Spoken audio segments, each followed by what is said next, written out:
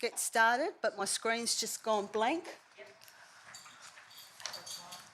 That's great timing, isn't it? There we go.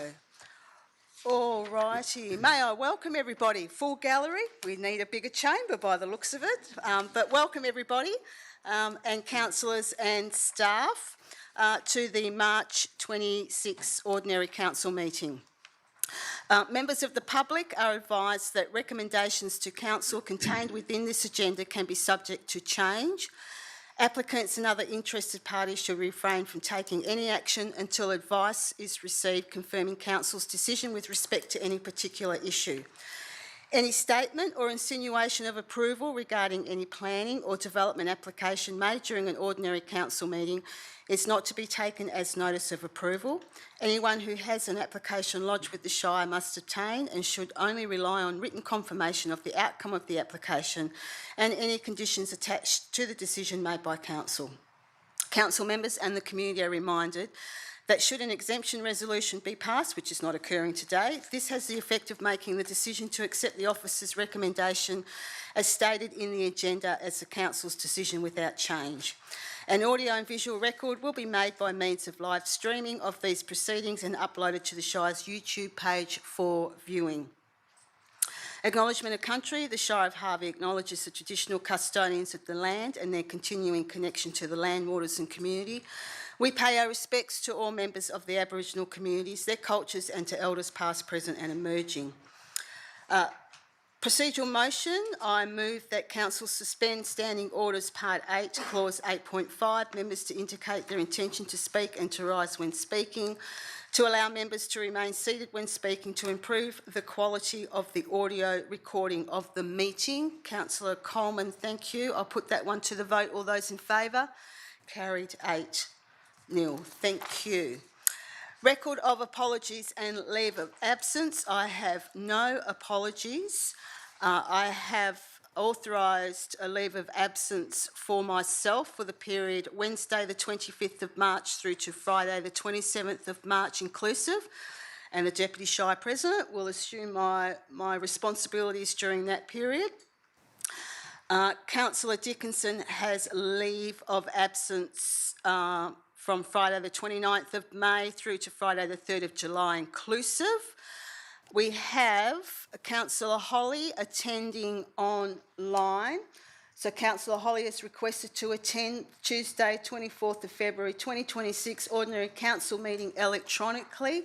In accordance with Regulation 14C2B of the Local Government Administration Regulations 1996, I have approved this request and satisfied that the location from which Councillor Holly intends to attend the meeting and the equipment that Councillor Holly intends to use to attend the meeting is suitable for the member to be able to effectively engage in deliberations and communications during the meeting as per Regulation 14C5 and 14D6 of the regulations. Welcome, Councillor Holly. Can you hear us? Yes, Madam President. Thank you very much. Thank you, Councillor Holly.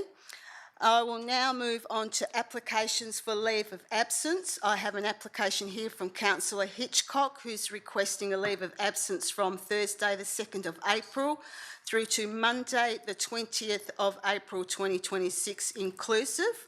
I gather that's been moved by Councillor Hitchcock. Do I have a seconder? Councillor Bromham. Let's put that one to the vote, councillors. All those in favour? Carried 9-0. Enjoy your leave, Councillor Hitchcock.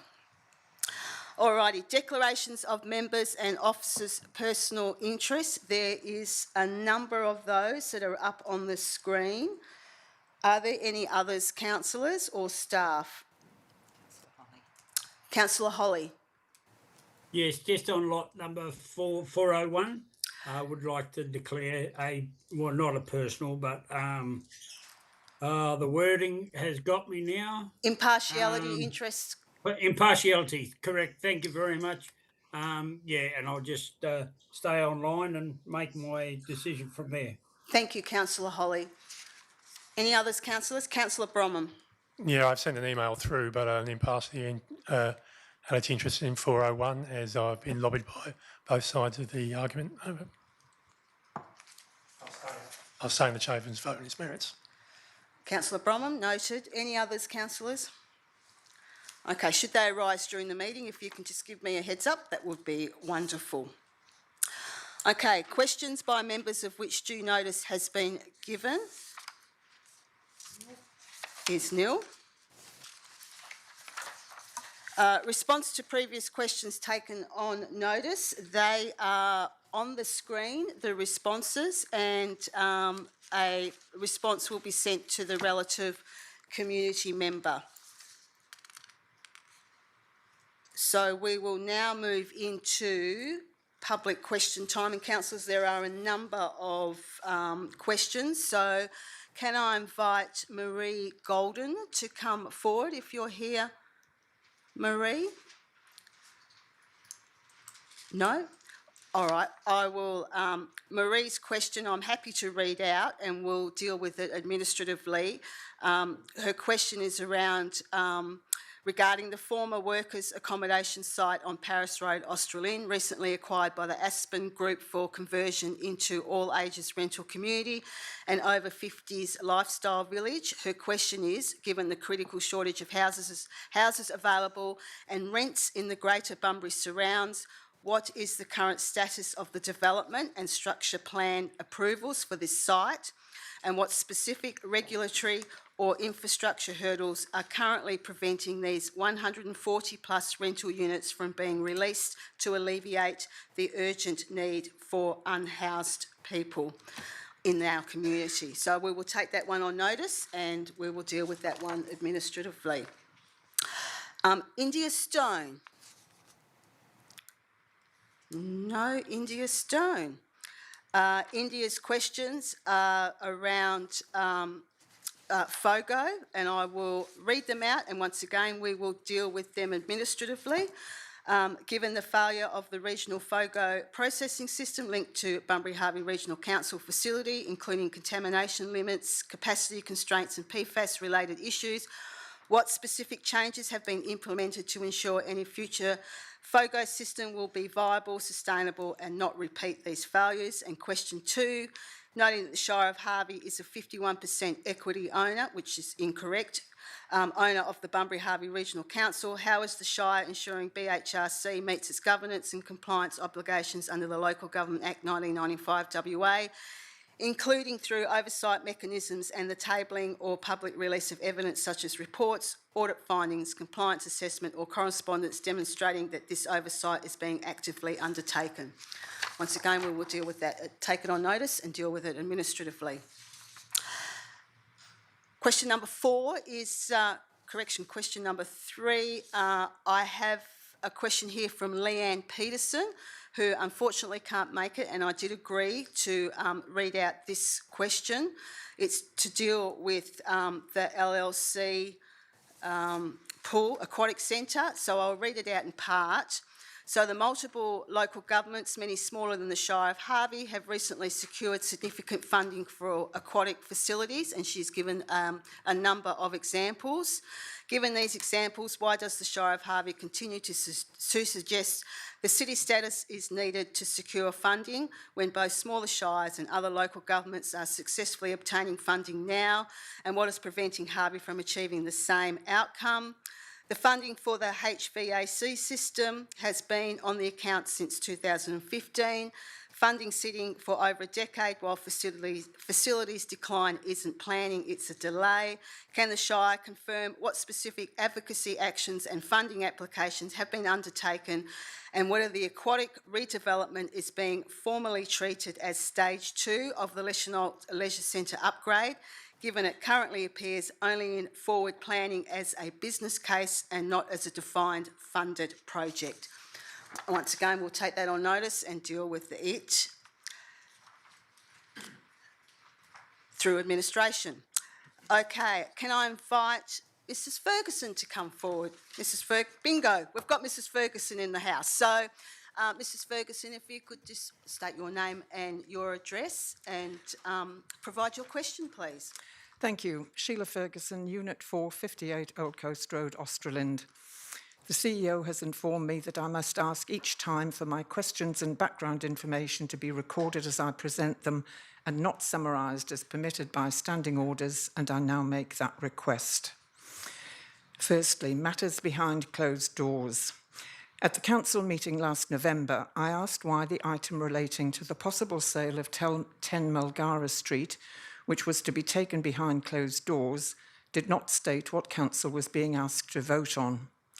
The reply at the meeting included the following: there is no requirement for us to state the reasons. It is up to the Shire officers that write the report to determine what level of information should be provided to the community at what time. In this case, I would suggest that it probably is commercial in confidence information, and we chose not to provide it. I was concerned the public had been excluded unnecessarily, made a deputation to the December council meeting and applied for a copy of the item under FOI. 2 redactions have been made to the agenda item. The first was the expenditure to date for the land valuation, which didn't need to be redacted as the payment for valuing the site appears in the December payments list. The second redaction was a quote from a consultant who was not engaged, so presumably it could have been omitted. The attachment was the valuer's report, and several parts were redacted, but the report could have been kept confidential without excluding the public from all discussion. A, can you please say why this item was not dealt with in the same way as items 12.2.3 and 12.2.4 today, i.e. the attachment kept confidential and any discussion behind closed doors limited to the confidential information? CEO. Through to Courtney. Thank you. Through the chair. There's actually been some changes to the way that we address confidential reports in council through the reforms process. So now we have to state the reason that we're taking it behind closed doors, and specifically information in relation to that reason be inside the minutes of the agenda, and we're now only allowed to take the portion of that report that is confidential out and go behind closed doors for that section only, and then bring the rest of the report back into the chamber. So it has changed, and the legislation did change, I think on the 1st of January. So we have a new process now, and you'll see in our new reports that there's a section in our agenda report item which covers the reasons for confidentiality. With respect, that doesn't answer my question of why this report in December was not dealt with like that. I was looking at some minutes from 2019 yesterday, and there was tenders, they were dealt with like these today. But I accept that the process has changed, but you haven't answered my question, which was why was it dealt with the way it does? There was nothing confidential in the agenda. My second question was going to be, will the procedure to be followed today be followed in future? And you've answered that. The third part is, who decides what is taken behind closed doors? Does the President and/or councillors have the right to have input into the decision, or is it solely the right of officers to decide? If the President and/or councillors have the right to have input, do they ever exercise it? So to you, Ms Williams. The CEO prepares the agenda and authorises it. Council doesn't have any say in regards to what items are presented confidentially. Thank you. That's, in my experience as an administrator, I prepared the agenda and minutes, but the chairman was the one that actually approved them. So you've clarified that it's not the chairman, it's the CEO. It's the CEO. Thank you. My second question is location of council meetings and remote attendance to ask questions and make deputations.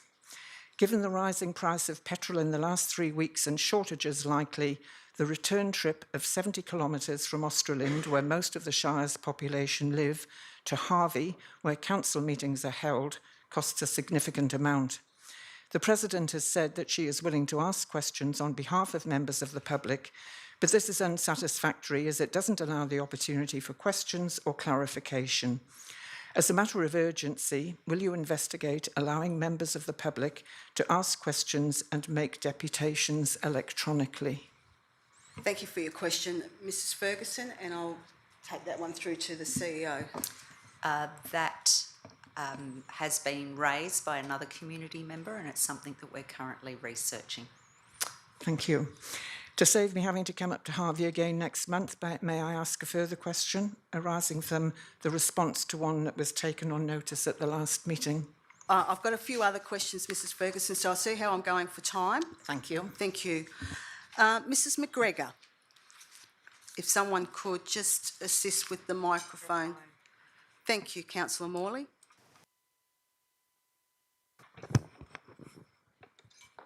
Thank you. Welcome, Mrs McGregor. Thank you, Madam Chairman. Pam McGregor, 245 Herbert Road, Harvey. It's in connection with the BHRC processing of compost, the renewables, organics, into compost. Is that still happening at Dardanup? Through to the CEO. No, it's not. And are you allowed to tell me where the processing facility in the metropolitan area is that the SWIFT thing will apply to? Are we aware, CEO? That hasn't been determined as yet. As part of the council resolution, the officer's recommendation, if council so resolves, then a tender will be advertised through the Walker Preferred Supplier panel, and then suitable contractors can put forward their proposals and the metropolitan facility that may use. Thank you. Thank you, Mrs Peterson. Oh, sorry, Mrs McGrath. Jack Taylor, did you have a question, Jack, or...? Okay, welcome. Come forward. If you can just state your name and where you're from, that'd be wonderful. And just turn on the mic. There we go. Councillor Morley, that's your permanent job now. Right, got that. Jack Taylor, as you know, 59 Darwin Street in Cookanup. My question today is, back in October 2022, Department of Planning, Land and Heritage approached the Shire of Harvey seeking feedback on 3 potential divestment options for the church site in Cookanup. At that time, DPLH was aware of the Cookanup Community Association's interest in the site and advised that the preferred option would be that the Shire take on management of the site and lease it to the association. However, at an ordinary council meeting on the 23rd of January 2023, the Shire resolved to decline management of the site and instead provided support for DPLH to dispose of the site in freehold. My question is, was community consultation undertaken, and could you please provide records of that community consultation, as it has been in our last 2 community consultation plans, and we've reached out multiple times in the last few years and nobody told me about this. It's only through doing research that I found this out. Okay, thank you, Jack. CEO, Thank you. Are you able to respond? I reviewed the previous council report from 2023, and I note that it didn't have any information in regards to consultation with the Cookanup community, and I haven't been able to find any record of that. Thanks. Thank you, Jack. Are there any other questions? No? Alrighty, thank you. We'll move into deputations, and we have a number of those. Mrs Ferguson, I'll get you to send your question through and we'll... I'd rather ask it in person. I know you would rather... I've now moved on to deputation, so please send that through and we'll take it next month. Thank you, Mrs Ferguson. Okay, we'll move into deputations. Can I invite Kylie Shaw to come forward? Kylie, thank you.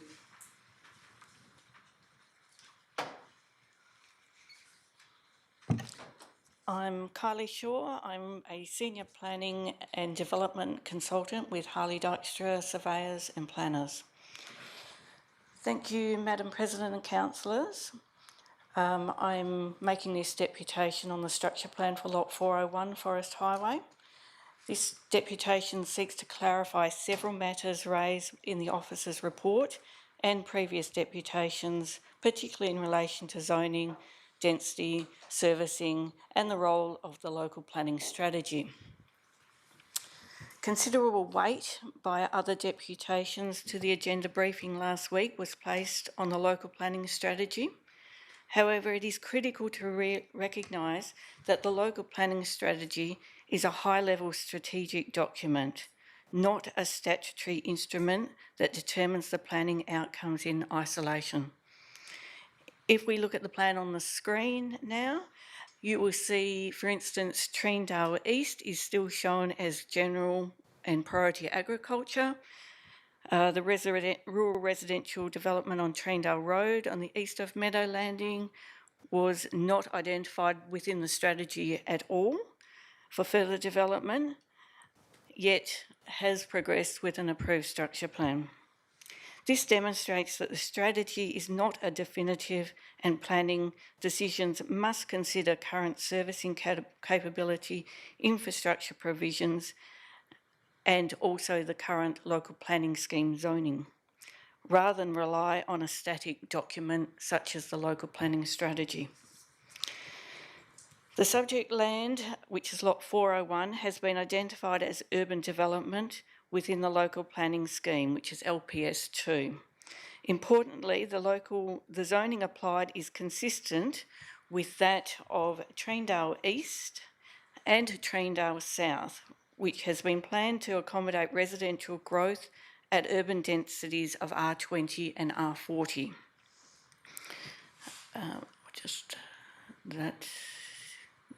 Next one. Okay, so that is the draft scheme that was advertised. So most of you may be aware of the process. A draft scheme is prepared by the Shire. It is advertised for public comment. It is then forwarded on to the WAPC for consideration and further assessment. So this is the draft scheme. You'll notice in the bottom that the development was zoned or proposed to be zoned at that point as R5. Treendale East was not included in this draft scheme. I'll just move that on to the next one. So this is the current local planning scheme. This was gazetted. So you'll see Treendale East has now been shown as urban development, the same as lot 401, the same as Treendale South. In relation to the Minister's decision to allocate the zoning from R5, as was shown in the draft, to urban development in the gazetted scheme, discussions have confirmed that this decision was informed by advice from the Water Corporation in regard to sewer capacity, advice from DUA in relation to issues with on-site effluent disposal, input from the Department of Planning, Lands and Heritage, the proximity to the site of services, including the Treendale Shopping Centre, and the area west of the Wilman-Wildundee Highway, where residential development has been focused. We've been advised that this recommendation to the Minister from the WAPC was discussed with Shire's senior planning officers. The change from R5 coding was not a decision solely made by the Minister, but on advice from key agencies including the WAPC, DUA and the Water Corporation. This advice recognised that the site has potential to be serviced by Retick Sewer, and an appropriate urban density should be therefore applied. This provides a clear indication of the strategic planning intent that should be recognised. Further, if the advertised version of the draft local planning scheme identified an R5, why have the Shire staff prepared a concept which includes an even lower density of R2.5? While each planning application should be assessed on its own merits, it's not appropriate for me to comment in detail on the progress of other developments in the region. There are several reasons why these have not progressed to date. Some of these include the need for sewer pump stations, limitations on provision of power. Should and if the infrastructure be available to service development, it is up to individual developers when their projects commence. We can simply not blame the shortage of housing on someone else's problem. Each development needs to be assessed. For example, Wonju, we've all heard of Wonju, was initially identified for development with public consultation commencing in 2011. It's simply not viable at this point in time to develop this land due to the amount of fuel and the servicing constraints. The majority of the land remains in ownership of the original farming families, with developers not willing to invest in the site. Other developments in the area require sewer pump stations, significant power upgrades prior to commencement. Lot 401 can be progressed having necessary approvals in place. If it is deemed necessary to connect to Retic sewage, the existing pump station at Treendale has the capacity to service all lots and is within the catchment planning area. While it's acknowledged that existing landowners within Meadow Landing currently enjoy a large lot lifestyle, it is important to recognise the broader context in which this structure plan is being considered. Western Australia is experiencing a severe housing shortage with escalating demand for service developable land. Many individuals and families are currently unable to secure appropriate housing, and local and state governments are under increasing pressure to facilitate land supply in suitable planned locations. Lot 401 presents a timely opportunity to meaningfully contribute to the housing market. The proposed structure plan can deliver approximately 190 residential lots, which is significantly more than the 30 lots contemplated under the Shire's concept, which is likely to be further reduced because it did not show any drainage basins. This represents a substantial increase in the housing availability to be able to add another 190 or so lots to the community. This land has already been identified for residential development within the local planning scheme and is capable of being serviced. The proposal therefore responds not only to the planning policy and strategic direction, but also the pressing wider community need facing genuine housing stress. The structure plan proposes a conventional residential density which represents an efficient use of the residential land and a response to housing supply needs. These densities reflect what is considered appropriate urban form where reticulated services are available. By contrast, a reduced density outcome would represent underutilisation of the identified residential land, particularly in the current housing environment. The Greater Bunbury area has been identified as one of the most sought-after locations in Australia, with housing supply failing to keep up pace with demand. The areas experience a critical housing shortage characterised by rapidly increasing house prices, record low rental availability, uncertainty for key workers, and rising homelessness. The other matter of intense discussion has been the application of what was the government sewer policy and now SPP 2.9. The importance of this policy seems to have been seriously underestimated by the Shire's planning staff in assessment of this application. Please consider the comments by DUA in this regard. In closing, the structure plan lodged with the Shire represents a logical and appropriate outcome for land that has been identified for residential development and is capable of being serviced. Decisions on density should be made on planning grounds and overall community needs and not pressure from surrounding landowners. An alternative motion has been provided to councillors by email to allow flexibility depending on the outcome of servicing requirements. I respectively request council support the structure plan and move a positive recommendation to the WAPC for consideration. The other matter that I'd just like to note, a lot of discussion has been about the appropriate process for this that has come before us. the Planning and Development Act, regulations of 2015, and there was questions asked at the agenda briefing last week. Provision 19, consideration of submissions. Part C, which is being used by the Shire staff to advertise a concept plan, actually says the local government may request further information from a person who has prepared the structure plan. This poses serious questions on the validity of that concept plan being advertised. It's just something else to consider, and it does raise questions on the process that has been followed. Thank you. Thank you, Kylie. Can I invite Mr. Gartrell forward, thanks.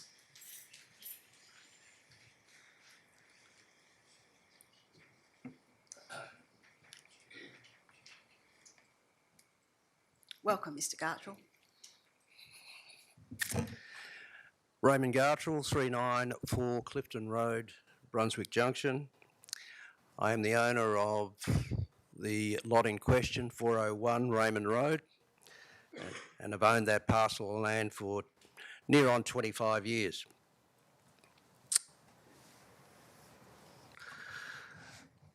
Thank you for the opportunity, Madam President, to address Council in regard to the structure plan for my land at Meadow Landing.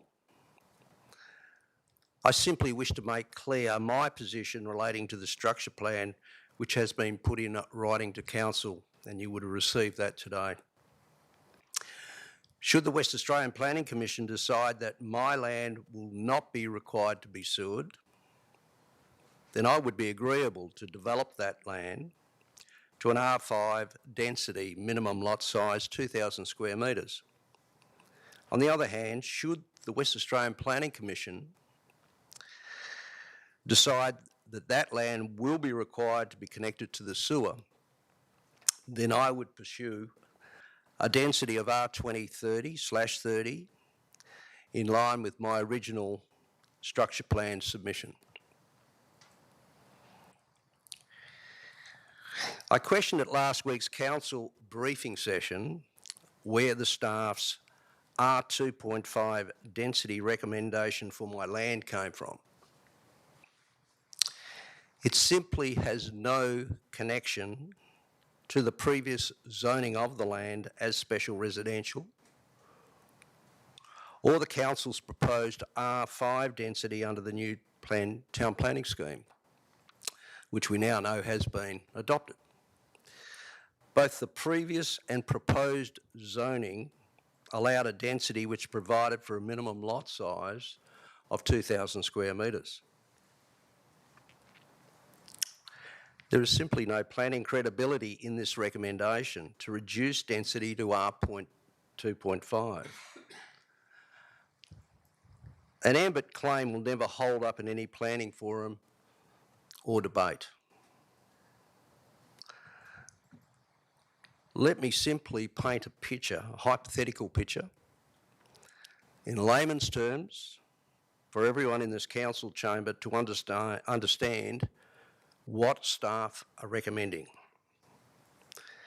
25 years ago, you buy a designated duplex block, let's say 1,000 square metres, in an older, unsewered residential estate where blocks are typically around 700 square metres.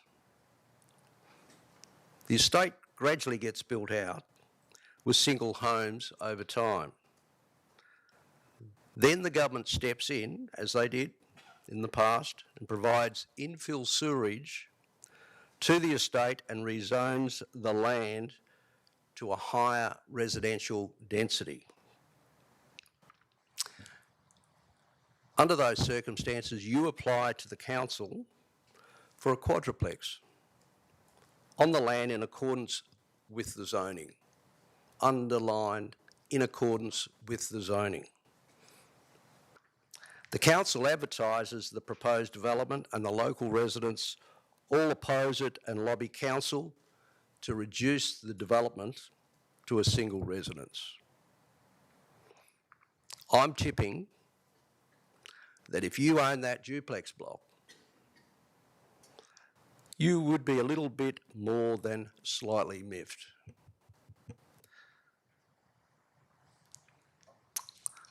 The analogy is meant to respectfully show to council what they are voting on here.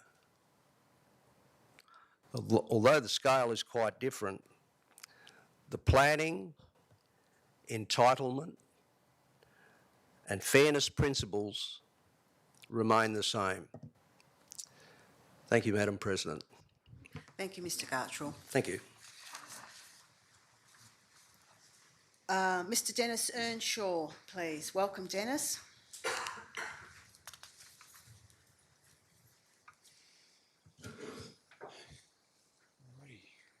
Thank you, Madam President, councillors, Shire staff, for the opportunity to speak today. And I'd like to say a big shout out to all the Meadow Landing community.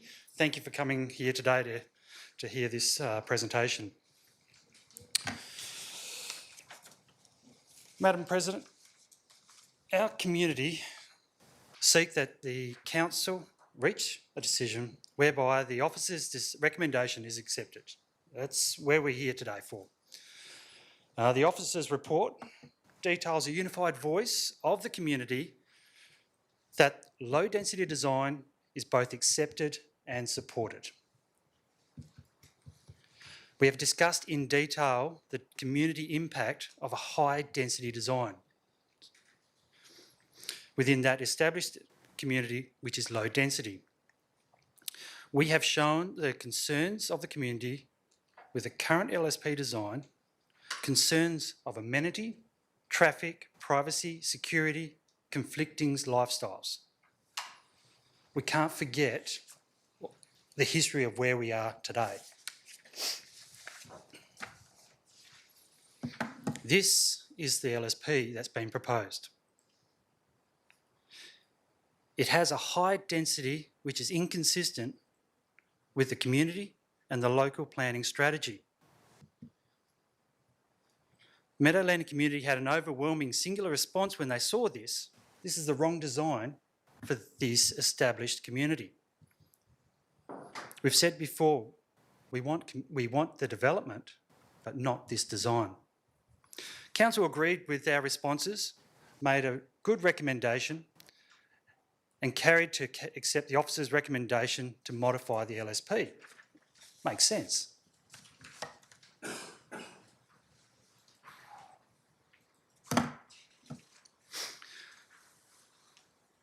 So the council decision was to request a modification to R2.5 and R5 density, so it's compatible with our community, a mature existing community. The concept plan that was sent out for comment was discussed with the community, and we all understood that this was just an illustration of council's resolution, that it was not an LSP and was never going to be. But a picture paints 1,000 words, and that helped us understand what the resolution was. It showed how we could have a seamless transition and integration,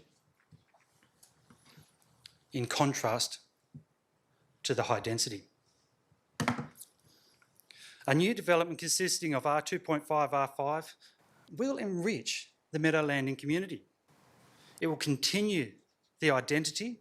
It will have continuity of lot design and house designs. The modification proposes a density and scale of development expected by the local planning strategy and supported by our community.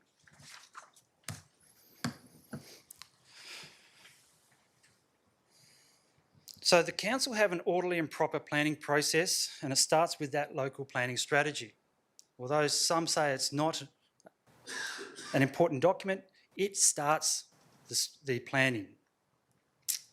Remember, this document is endorsed by the West Australian Planning Commission, so it conforms with state planning strategies. So this strategy document outlined for the plan for Lot 401, and it said it was low density. Nothing's changed. So the local planning scheme builds on that strategy, providing the detail and clarity. So Planning scheme number 1, clearly detailed, lot 401 would be developed residential with a density code. It was special residential area, R2.5, 1 acre lots, but it also supported, as highlighted, minimum lots of 2,000, R5. So this area always had a low density code assigned, namely R2.5 with support of R5. So we move on. So the adoption of local planning scheme, there was no change to the strategy for lot 401. And we know West Australian Planning Commission supported Council's decision that lot 401 should have had a density of R5. However, the Minister made the determination and the zoning is now urban development. A zoning that relies on the local structure plan to confirm a suitable residential density. And that's a given. The Minister did not make a determination for the density to exceed that outlined. There was nothing said about the density. It just said, fine, make a suitable residential density. So the determination implied that the density would remain consistent with the West Australian Planning Commission and Council's decisions earlier. And this is supported by the Minister's second determination that modifications are not substantial. So we've got to remember that. He didn't think this was going to be substantial and it didn't need to go back out for advertising. So had the Minister expected it to be substantial, had he expected the density to change, it would have gone out for re-advertising. It is reasonable to expect the density code for the proposed local structure plan to remain as R2.5, R5.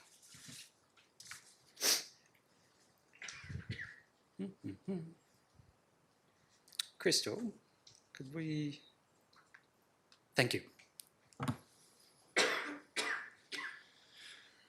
During the deputation of the agenda briefing meeting on Tuesday, the 17th of March, the applicant did make the statement, that, and I quote, "The subdivision on my land now hinges on the requirement to sewer this site," as we've just previously heard today. Fair enough. But we also understand that wastewater treatment is a commercial matter. In simple terms, how much extra does the purchaser need to pay if it is connected to sewer? But remember, we're not the decision makers here. West Australian Planning Commission is the decision maker and it will assess appropriately. The officer's report and the applicant both draw us back to the State Planning Policy 2.9 water. And it does say where it's got a planning condition that states that proposals are required to connect to or provide for reticulated sewerage. Fair enough, it's a planning condition. However, it's important to appreciate there's a where in this statement. Where makes it conditional? Conditional on 3 criteria to be assessed. Deemed reasonable, required on planning grounds, or decision maker determines that in the absence of reticulated sewerage will pose an unacceptable risk. So West Australian Planning Commission can legitimately use its discretion to depart from policy. Okay? Nothing here is set in stone. And even better is that the wisdom of the policymakers ensured that the exceptions to the rule could be managed. And Lot 401 is one of those exceptions to the rule. Leave the decision of wastewater to WAPC and let's focus on the matter at hand. Referring the proposed local structure plan to WAPC with an appropriate density code of R2.5, R5. So the officer's recommendation is orderly and proper. And the community wants a clear message to West Australian Planning Commission from the councillors. And that clear message is assign an appropriate density code of R2.5, R5. Why? This aligns with the local planning strategy. It meets the scheme's objectives of sustainable, appropriate development. It safeguards the community amenity, the community character, the livability and social values of our community. And It enables Lot 401 to be developed as the last piece of the Meadow Landing community.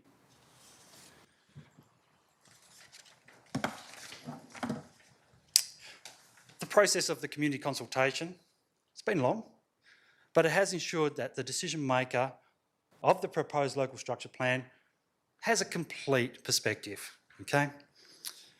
The community has thanked you for your considered review of this, and we thank you for leaving the noise of other matters behind, such as sewer, affordable housing, alternative recommendations.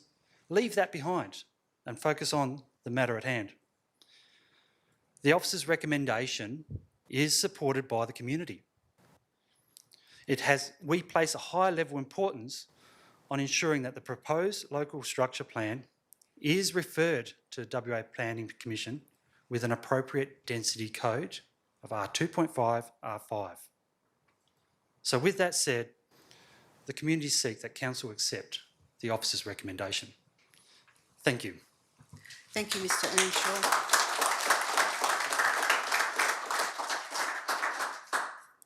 Are there any other deputations? Okay, thank you.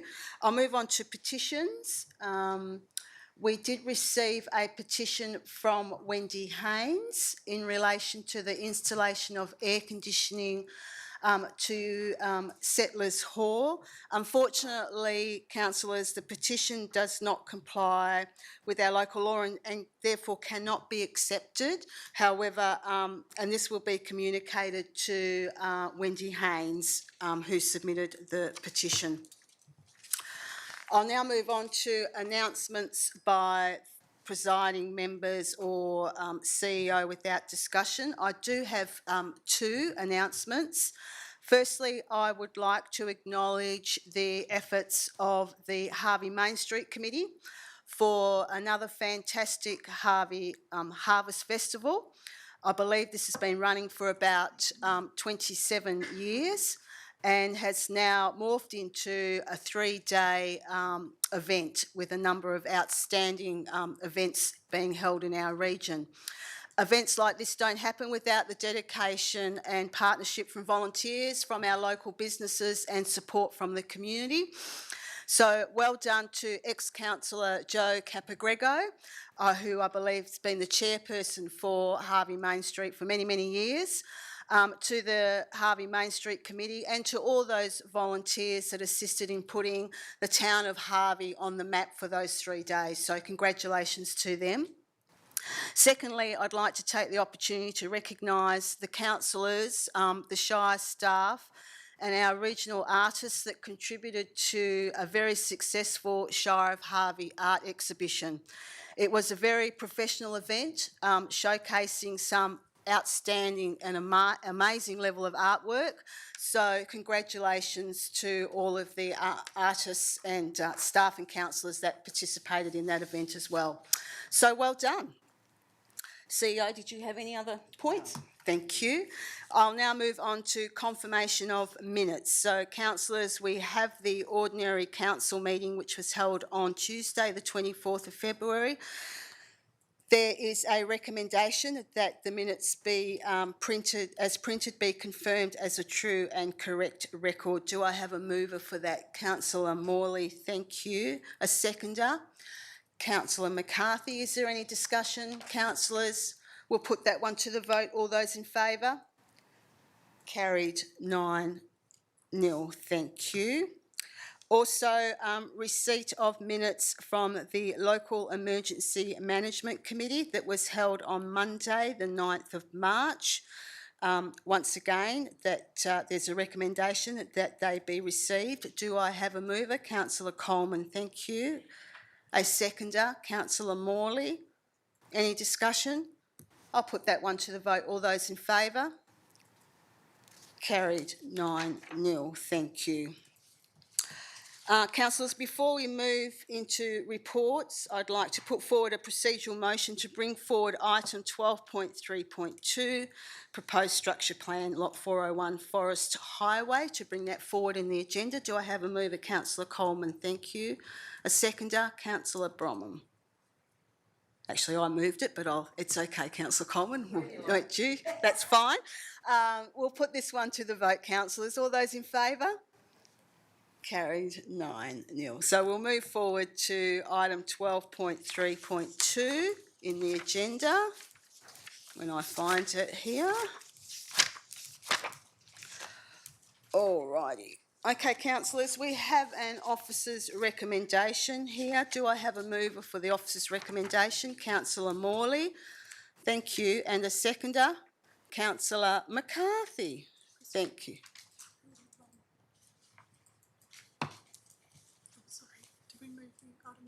Yes, it's been moved forward. Never mind. You with us, Courtney? No. No? Okay, that's fine. Governance is not with us at the moment. That's fine. We'll soldier on. Okay, so this has been moved by Councillor Morley and seconded by Councillor McCarthy. Councillor Morley, over to you. Thank you. Thank you, Madam President. I wish to speak in support of the officer's recommendation in relation to the proposed structure plan for Lot 401 Forest Highway Rollins. This is not a question of whether we support or do not support a developer. Our responsibility is to ensure that any planning outcome is consistent with the principles of orderly and proper planning, aligns with local planning schemes, and has due regard to relevant state planning policies, and importantly, in line with planning legislation.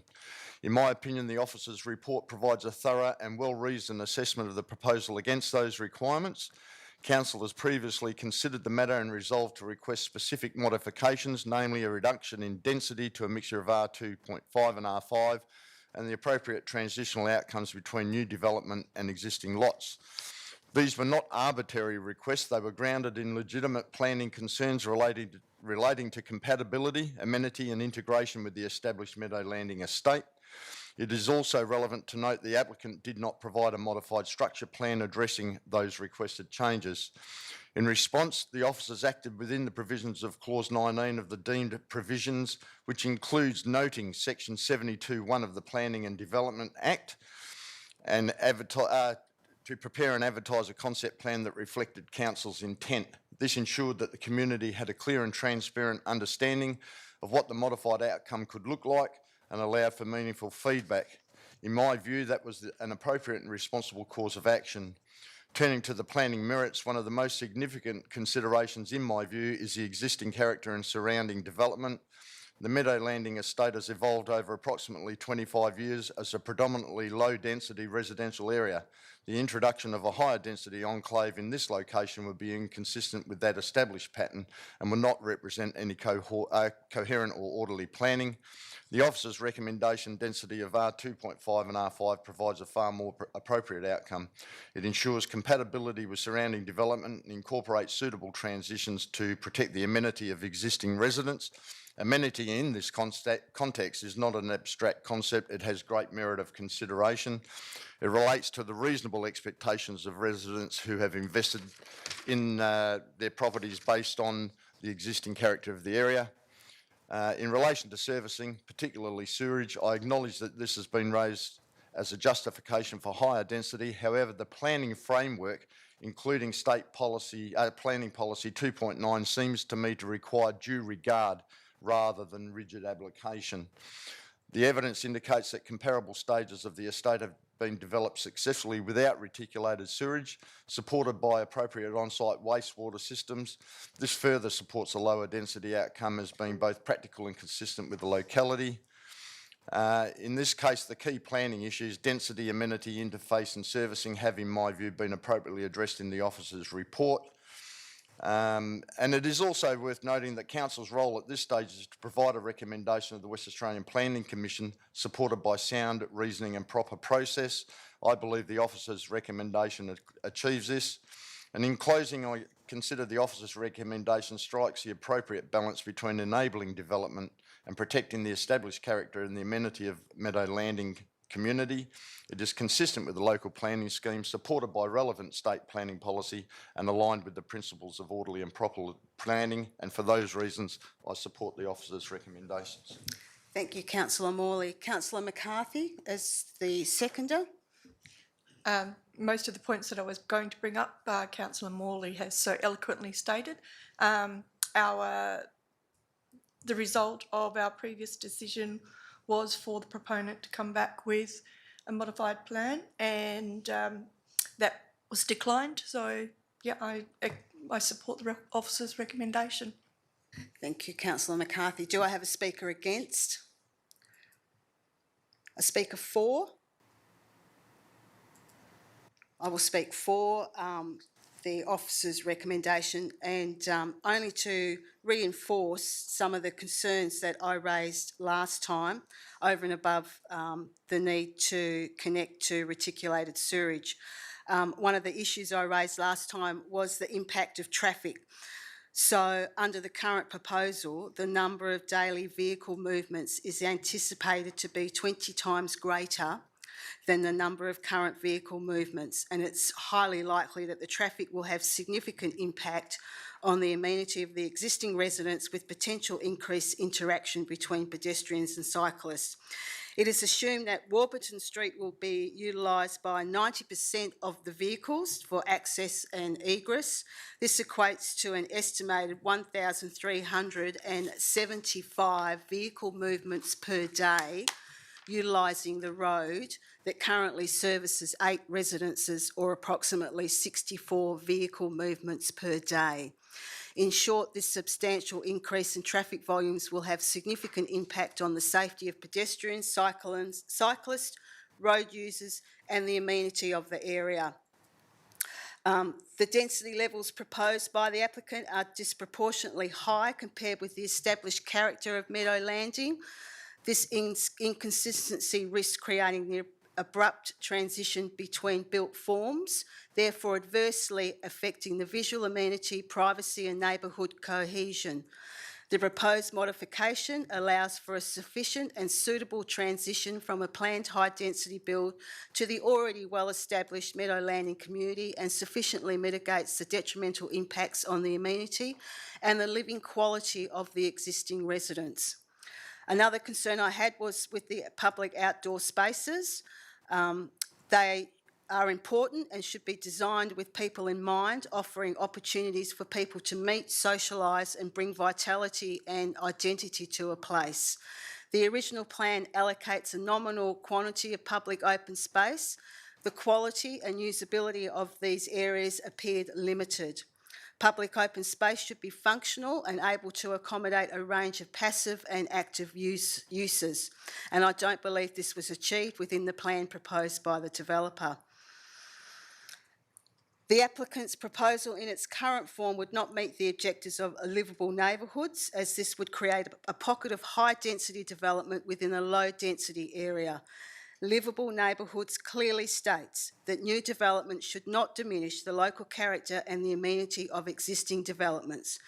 It will create issues that, with transport, does not provide suitable public open space, will adversely affect the visual amenity, privacy and neighbourhood cohesion of the already existing estate.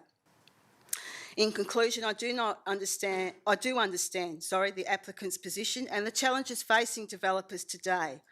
However, I'm also cognizant of the impact this proposed development and density will have on the already established estate, primarily as I've raised impacts around amenity, traffic flow and suitable public open space, all of which I consider a reasonable planning grounds for not supporting the developer's current plan. I'm placing more weight in my decision making on the amenity impact this proposed density will have on the already established estate. The modified density of R5 and 2.5 will ensure the existing amenity is not destroyed. I therefore ask councillors to support the officer's recommendation. Are there any speakers against? I'll go back to you, Councillor Morley. You have a right of reply as the mover. Nothing further. Thank you. Okay, councillors, on that basis, we'll put this one to the vote. All those in favour? That is unanimous, 9-0. Thank you, councillors. You're welcome to stay. The officer's recommendation was passed, 9-0. So you are welcome to stay. If you wish to participate and listen to the rest of the ordinary council meeting, I will give you a couple of moments to move out before I continue on. Thank you.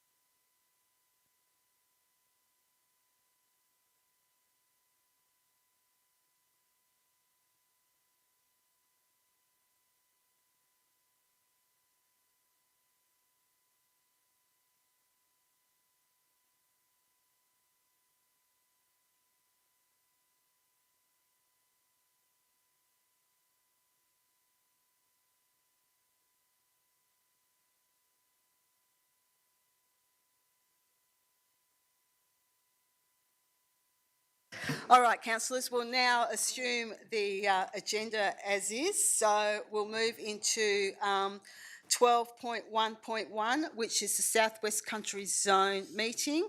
It's just noting the minutes of the zone meeting. Do I have a mover for this one? Councillor Morley, thank you. A seconder, Councillor Bromham. Is there any discussion around the minutes? I'll put that to the vote. All those in favour? Carried 9-0. Thank you, councillors. I'll now move into item 12.1.2, which is the sector consultation electoral reforms discussion paper. I'm just going to seek some guidance on this one. One moment, councillors.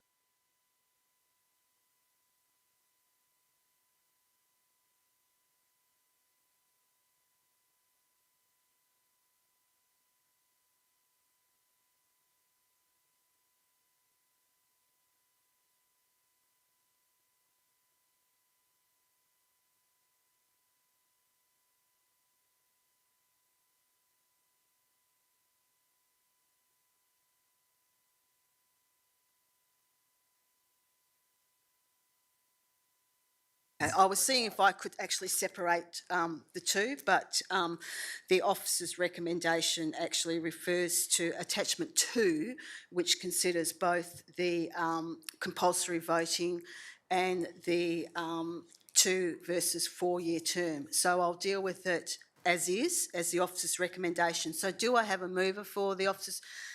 Councillor Carboni moving.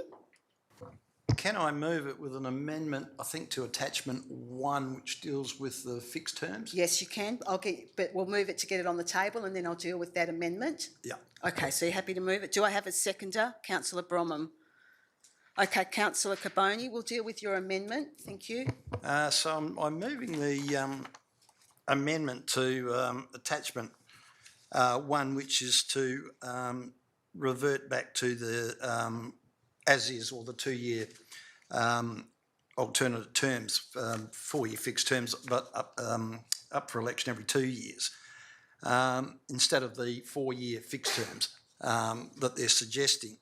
And I do that for a number of reasons, because I think it will be detrimental to the council. And I don't really know why they're picking on local government. I think that they're saying we're got voter fatigue or whatever. Why pick on the council? The federal elections are every 3 years. If you want to get rid of voter fatigue, make the federal elections 5 years, like in England. I don't know why they're picking on local government. But I think it's better to have the continuity of elections every 2 years. It's better to have that mixture of new councillors and old councillors. I think the new councillors get a lot of knowledge from the older council, or the current councillors that are on the council. I think it's a great benefit. They can speak to them, they can learn from them, and I think it's of great knowledge to them. To go to a 4 year fixed term will make our council go political, because like the councils over east and some in Perth, you'll need a lot of backing to run for council. You'll need a lot of money. The people with the most money that can get out there and do the most advertising and put the most, advertisements and that out there will be the ones that will get elected. The people who don't have money simply won't. And what's the cost of this, to put all this in place? You saw in the report that went out all the different things that have to change to move to 4 year fixed elections, a cost we don't need. And how do you police this compulsory voting? Are we going to go back to polling booths in every locality? Councillor Carboni, the amendment's just to do with the term 2 and 4, so the compulsory voting will be something different. Yeah. Okay, so just stick to the 2 versus 4 year term. Yeah. So with fair enough. So I think that's why I think 4 year terms are of great benefit, because we'll go to a political council. Only the rich will get in, or the ones with the most money. And look, if they wanted to change local government elections, go to 6 year terms. I mean, most councillors stay here for 2 or 3 terms on council. very few only stay for one term. So if there was going to be a change, I would suggest go to 6-year terms with 3-year interim elections. So if you only wanted to stay one term, well, you get off at 3 years. So that would be the preferred way if we were going to change to go. So I say leave it as it is. We don't have to change anything. You don't need the unwanted cost, and leave it as it is. Thank you, Councillor Caponi. I neglected to ask for a seconder. We got a seconder for Councillor McCarthy. Did you wish to speak to the amendment, Councillor McCarthy? Yes, I'm in support of the Councillor Carboni's amendment of a 2-yearly half-spill election. As a new councillor, I have found it very valuable to have experienced councillors that I can rely on to assist with the integration into council. And I feel that a 4-yearly full spill could end up detrimental to the Shire should all councillors be new councillors. So I am in support of Councillor Carboni's motion. Amendment. Thank you. Is there a speaker against? I'll speak against in support of the 4-year term, only because, just a couple of points. Staff have advised that with each election, it costs us, the ratepayer, about $120,000 to do that every 2 years. Plus there is resourcing issues in relation to our staff going through the voting process.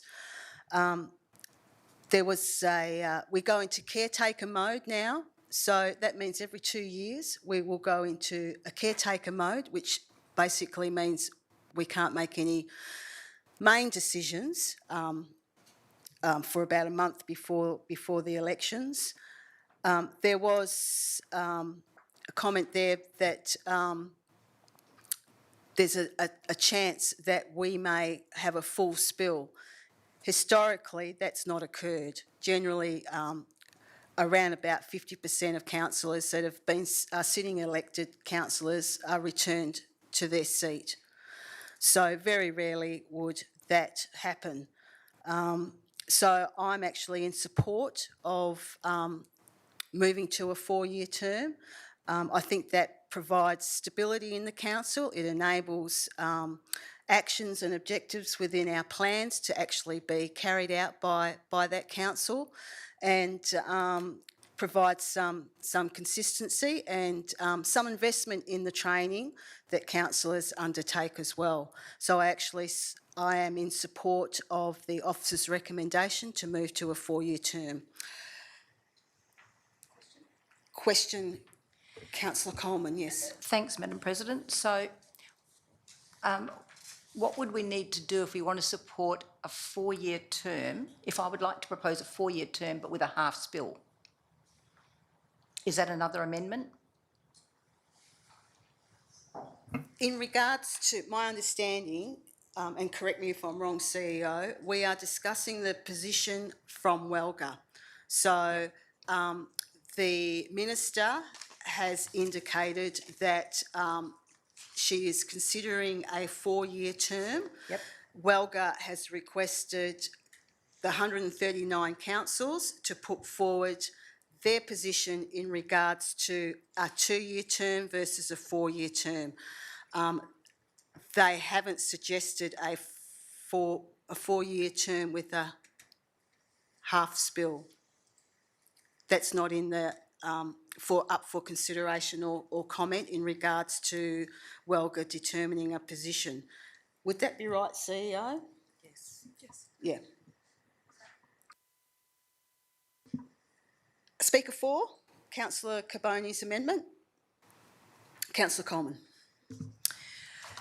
Okay. I would have preferred a 4-year half spill. However, I'll support Councillor Carboni's 2-year election cycle to ensure that only half of all councillors are elected each cycle. A staggered approach is essential in maintaining continuity, protecting organisational knowledge and ensuring stable governance across local governments of all sizes. Local and large and complex local governments projects routinely span many years, often well beyond a single 4-year term. In my experience, the history, planning and decision-making behind major initiatives can stretch back a decade or more. These projects require not only long-term vision, but also consistent oversight from councillors who understand the background, budgetary implications and community expectations that have shaped them. Allowing the possibility of an entirely new council every 4 years being elected at once risks losing that accumulated knowledge and undermining the momentum of critical work already underway. Local governments are in effect multi-million-dollar organisations funded largely by ratepayers and residents. As with any business or community organisation, intellectual capital, knowledge of past decisions, strategic decision directions, financial commitments and community sentiment is vital. A turnover of councillors at a single election would jeopardise this intellectual capital, particularly after 4 years, disrupting governance, stability and place undue pressure on new councillors which may be unfamiliar with the complexities they inherit. Staggered elections ensure that experienced councillors remain in place to guide new members, preserve organisational memory and maintain continuity in decision-making. This structure also supports better governance, smoother transitions and more consistent service delivery for the community. I would further suggest that all prospective local government councillors be required to complete and pass accredited governance training modules prior to nomination. This requirement would ensure that those seeking election possess a foundational understanding of governance, budgets, legislation and decision-making responsibilities before stepping into roles that carry significant financial and community impact. These comments could be put in the other comments section of our recommendation. My rationale is that grounded in lived experience with over more than 40 years in the not-for-profit sector with senior executive roles and undertaking extensive formal training, including certificates, diplomas and the Diploma of Local Government, it still taught me the importance of objective, informed and compassionate decision-making. Despite this background, none of it prepared me for the realities of being an elected member in a local government. This raises a fundamental question. How can any elected member without any business experience or executive level training reasonably be expected to comprehend a $100 million budget and the far-reaching consequences of their decisions only a few days after being elected? The community deserves representatives who are equipped with the knowledge, skills and confidence to govern responsibly from day one. Mandatory pre-nomination training would not only strengthen governance but also protect councillors themselves by ensuring that they understand the intellectual demands, time commitments and legal responsibilities they inherit in the role. Requiring formal or online training prior to nomination is a practical, achievable and fair step toward improving the quality, consistency and accountability of local government decision-making across WA. It is also likely to reduce the kinds of governance failures we now see emerging in some councils where inadequate understanding of budgets, legislation and fiduciary responsibility has contributed to dysfunction and community mistrust. Thank you, Councillor Coleman. A speaker against the amendment? Councillor Carboni, did you wish to write a reply? No, Councillor Coleman pretty much said it all in her little spiel. It's all about experience, the experience of councillors, and it's about continuity. It's as simple as that. Okay, well, let's put this amendment to the vote. All those in favour? Against? Me? That amendment is carried, now makes part of the substantive, so we'll just get that up on the screen how that looks. So we'll note in there that amends the submission in attachment 1 to support a 2-yearly half-spill election cycle. Alrighty, we'll move, that now becomes a substantive. Do I have any speakers against the substantive as it stands now? Any speakers for? Okay, Councillor Carboni, write a reply for this, the motion. It's all good? Okay, councillors, we shall put this one to the vote. All those in favour? Carried 9-0. Thank you.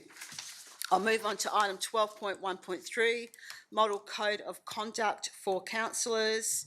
We have the officer's recommendation here. Do I have a mover? Councillor Bromham, thank you. A seconder? Councillor Morley. I'll keep looking for Councillor Holly if he's got his hand up there. Councillor Bromham, you wish to speak as the mover? Only to say that this is just to comply with legislative requirements for state government, so we don't really have a say in it anyway. So I think it's a fait accompli. Thank you. Councillor Can I Morley. ask a question? Question, and then I'll come to you, Councillor Morley.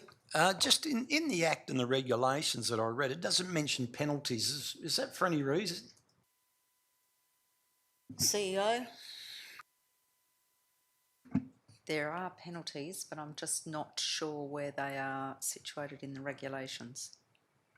Yeah, because I'm not too sure what we're voting on here, because in our councillor training, and Councillor Morley and McCarthy were there, and the release of confidential information, the penalty for that was, I think from memory, $25,000 and 2 years jail. Not whether or if. There's no ambiguity. It was and 2 years jail. And, you know, you hardly get that for murder these days. So I'm just wondering why there's no penalties involved in the Act or regulations. CEO, you happy for governance to respond? Thank you, through the chair. I can take the specific penalties on notice. I'm not exactly sure off the top of my head where they are, but this the model code doesn't have the penalties within it. More likely they would be inside the Local Government Act specifically rather than in the model code, but I can take the specifics of the penalties on notice and perhaps provide a memo to council in due course on what those penalties might be. Happy with that, Councillor Carboni? Yeah. Okay. Question, Councillor Coleman. Thanks, Madam President. Point number one, if we adopt the local code of conduct, when is it effective from? Ms. Williams? Through the chair, from the vote, so from today. Follow up? Yes. So we're looking for the policy that supports that to come back before the end of the financial year. So that seems to be in sort of out of kilter, because the policy that we're going to be adhering to is not going to be drafted until after the regulations. So can we get the policy beforehand, or does this decision get deferred till the end of June, 1st of July? Ms. Williams? Yes, through the chair. The section of the Model Code of Conduct overrides the policy, so we would read them together. The specific sections are referenced on the screen. They would be in effect under the Model Code, irrespective of if we deferred it, but we only have until the 1st of April to adopt this.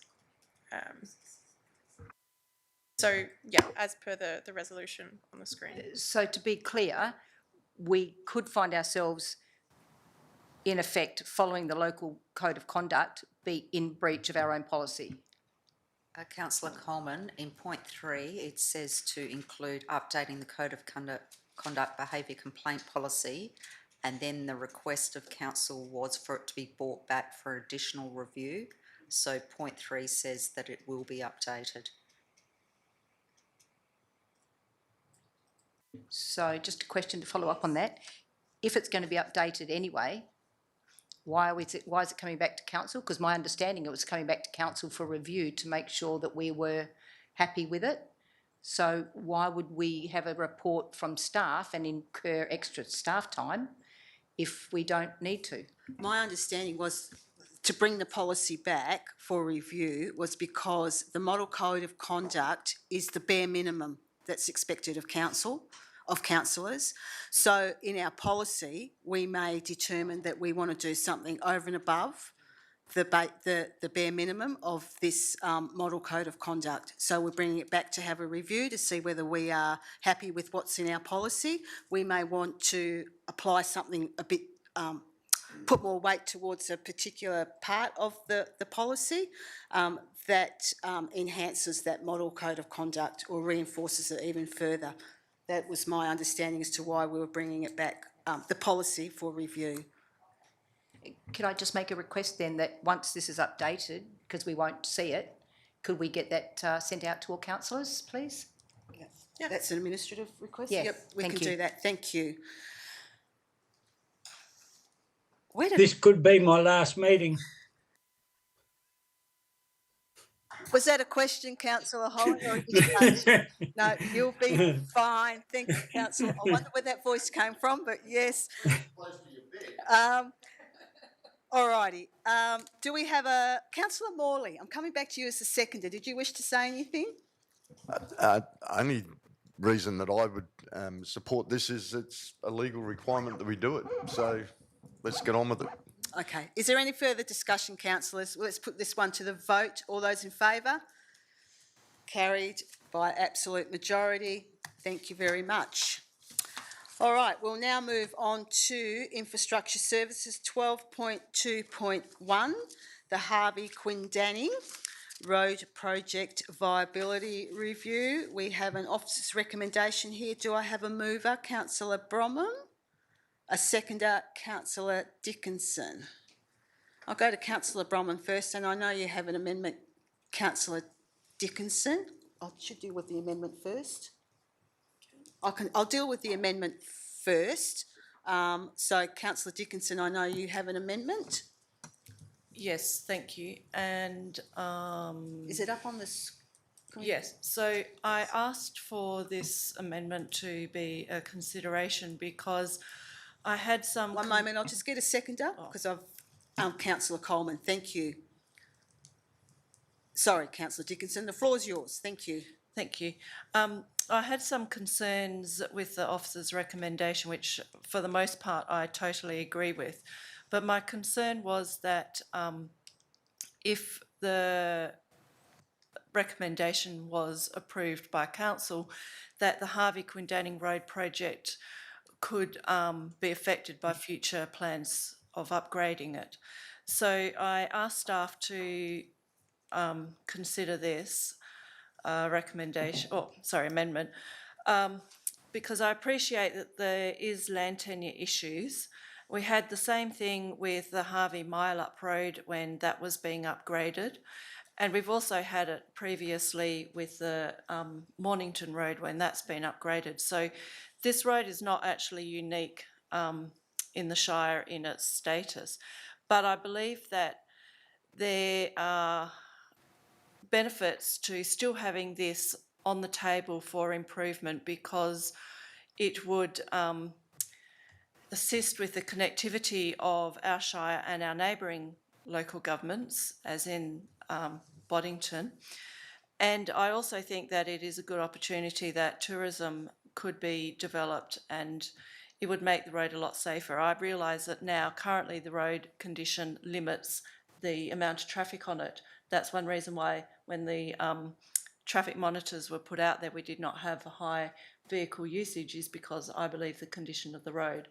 So I would just like there to be consideration that it is still advocated for with the relevant departments and it's not totally off the table. Thanks, Councillor Dickinson. Councillor Coleman is a seconder for the amendment. Yeah, thank you. Look, I truly appreciate that, you know, us spending at this point in time $3.7 million, $3.75 million on a road that's not ours would not be good fiscal responsibility. However, I concur with Councillor Dickinson that in the future this is highly likely to be a good tourism road through, and there may be opportunities to improve other parties coming to help seal that road and make it better. So I'd like to see it stay on our radar, if not in our current budget. I agree. Thank you, Councillor Coleman. Any speaker for or against the amendment? Councillor Bromham, you're speaking against the amendment? I am, yeah. Okay. Look, I'll speak against this because I think what it's doing is it's asking us for our ratepayers to pay for a road that's on someone else's property, and it's not our job to do that.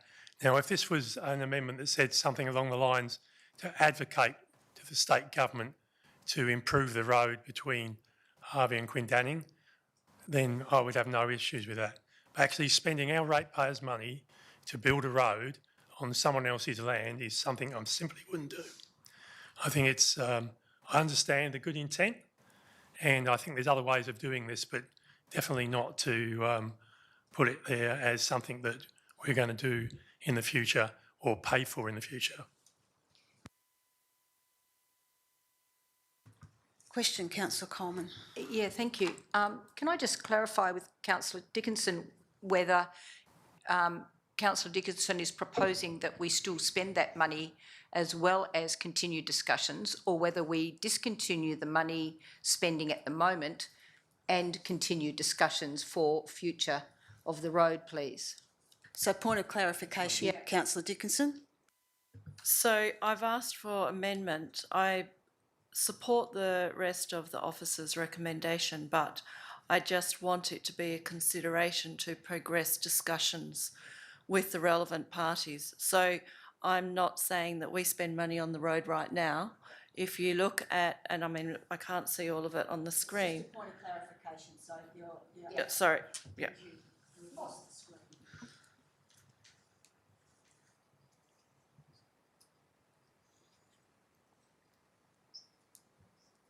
We're back. So it endorses the resolves to discontinue the proposed reconstruction and sealing project. Okay, thank you, Councillor Dickinson. Any speaker for? Any further speakers against? We'll put this amendment to the vote. All those in favour? Against? 1, 2, 3, 4 against. It's carried 5-4. That makes part of the substantive. If we can just show that now. Alrighty, Councillor Bromham, you're the initial mover for this motion. Did you wish to speak to it? I need to say that it's important that we hand the money back originally into the pool. I know that staff are already looking at how we can allocate this money to other roads within the Shire, which will assist us in the maintenance of our road infrastructure. So I think it's a very important thing from a regional road group to be able to move money around freely like this. Often other councils do this, put money back in when they can't get it and get more money out when they need it. So I think it's a very important thing to go through today and clarify for them. Thank you, Councillor Brown. Councillor Dickinson as the seconder to the motion. Anything further to add? Nothing. Is there any speakers against the motion now, the substantive motion? Any speakers for? This requires an absolute majority, councillors, so I'll put that one to the vote. All those in favour? Carried by absolute majority, 9-0. Thank you, councillors. I'll now move on to 12.2.2, bicycle repair stations. We have an officer's recommendation here. Do I have a mover for this one? Thanks, councillors. Councillor Hitchcock, thank you. A seconder? Councillor Morley. Councillor Hitchcock, did you wish to speak? Yep, so I note the officer's recommendation. It does not state where the stations were to be installed. After the agenda briefing, councillors did receive an email detailing some locations that were discussed as preliminary options. There are locations within the Shire, such as Ridley Place Foreshore and the Harvey Skate Park, that currently have or will have CCTV, which would have negated potential vandalism. These locations also house playgrounds which have a maintenance cycle that the stations could have been incorporated into. However, a lot has changed in the 8 months since this motion was brought to council, and as the report states, the item is not in the budget. Further, I do hope that it may be something that the Shire considers in the future as an asset that can be used by members of the community. Thank you, Councillor Hitchcock. Councillor Morley, did you wish to speak as seconder? No, I'm fine, thank you. You're fine. Any speakers against? For? We'll put this one to the vote. All those in favour? Carried 9-0. Okay, we'll now move on to item 12.2.3, the Food Organics and Garden Organics update. We have an officer's recommendation here that I'm happy to move. Can we put it up, please? This one, the officer's recommendation. Can we put that up on the screen? Keep going down. There we go. Do I have a seconder for the officer's recommendation? Councillor Dickinson. All right. I move this, the officer's recommendation, and wish to foreshadow an alternative should this one not get up. And I also note that there may be another alternative from Councillor Carboni. So we'll just work through this one, councillors, but I will speak initially to the officer's recommendation. Can I just say that I'm very conflicted about this particular report, and but I speak today to support the retention of the FOGO service as a critical component of a suite of waste management strategies, environmental responsibility, and meeting the community expectations. Retaining FOGO directly supports the objectives set by the WA State Government, and that is to significantly reduce the volume of waste going to landfill. FOGO, when delivered correctly, is one of the most effective and proven mechanisms available to local government to actually achieve this. Diverting this stream of household waste to landfill is not optional if we as a local government are serious about managing household waste into the future. Ceasing FOGO services would not simply be a pause. It will be a step backward that would be difficult and most costly to reverse. Once the service is dismantled, contracts terminated or readjusted, costs associated with the possible collection and storage or disposal of the FOGO bins and the shift in community habits, reinstating FOGO in the future becomes significantly more. Also, the behavioural progress our community has already made in separating the organic waste. Prior to the closure of the BHRC facility, I believe the FOGO program was achieving a diversion rate of approximately 45% from landfill. This level of participation demonstrates a strong community acceptance of the FOGO service.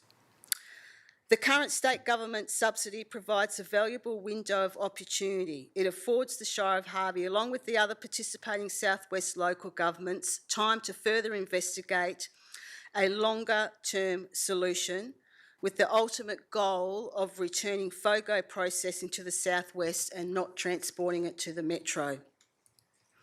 We must also consider in our deliberations our community's expectations. Our residents are increasingly environmentally conscious and expect leadership from local government.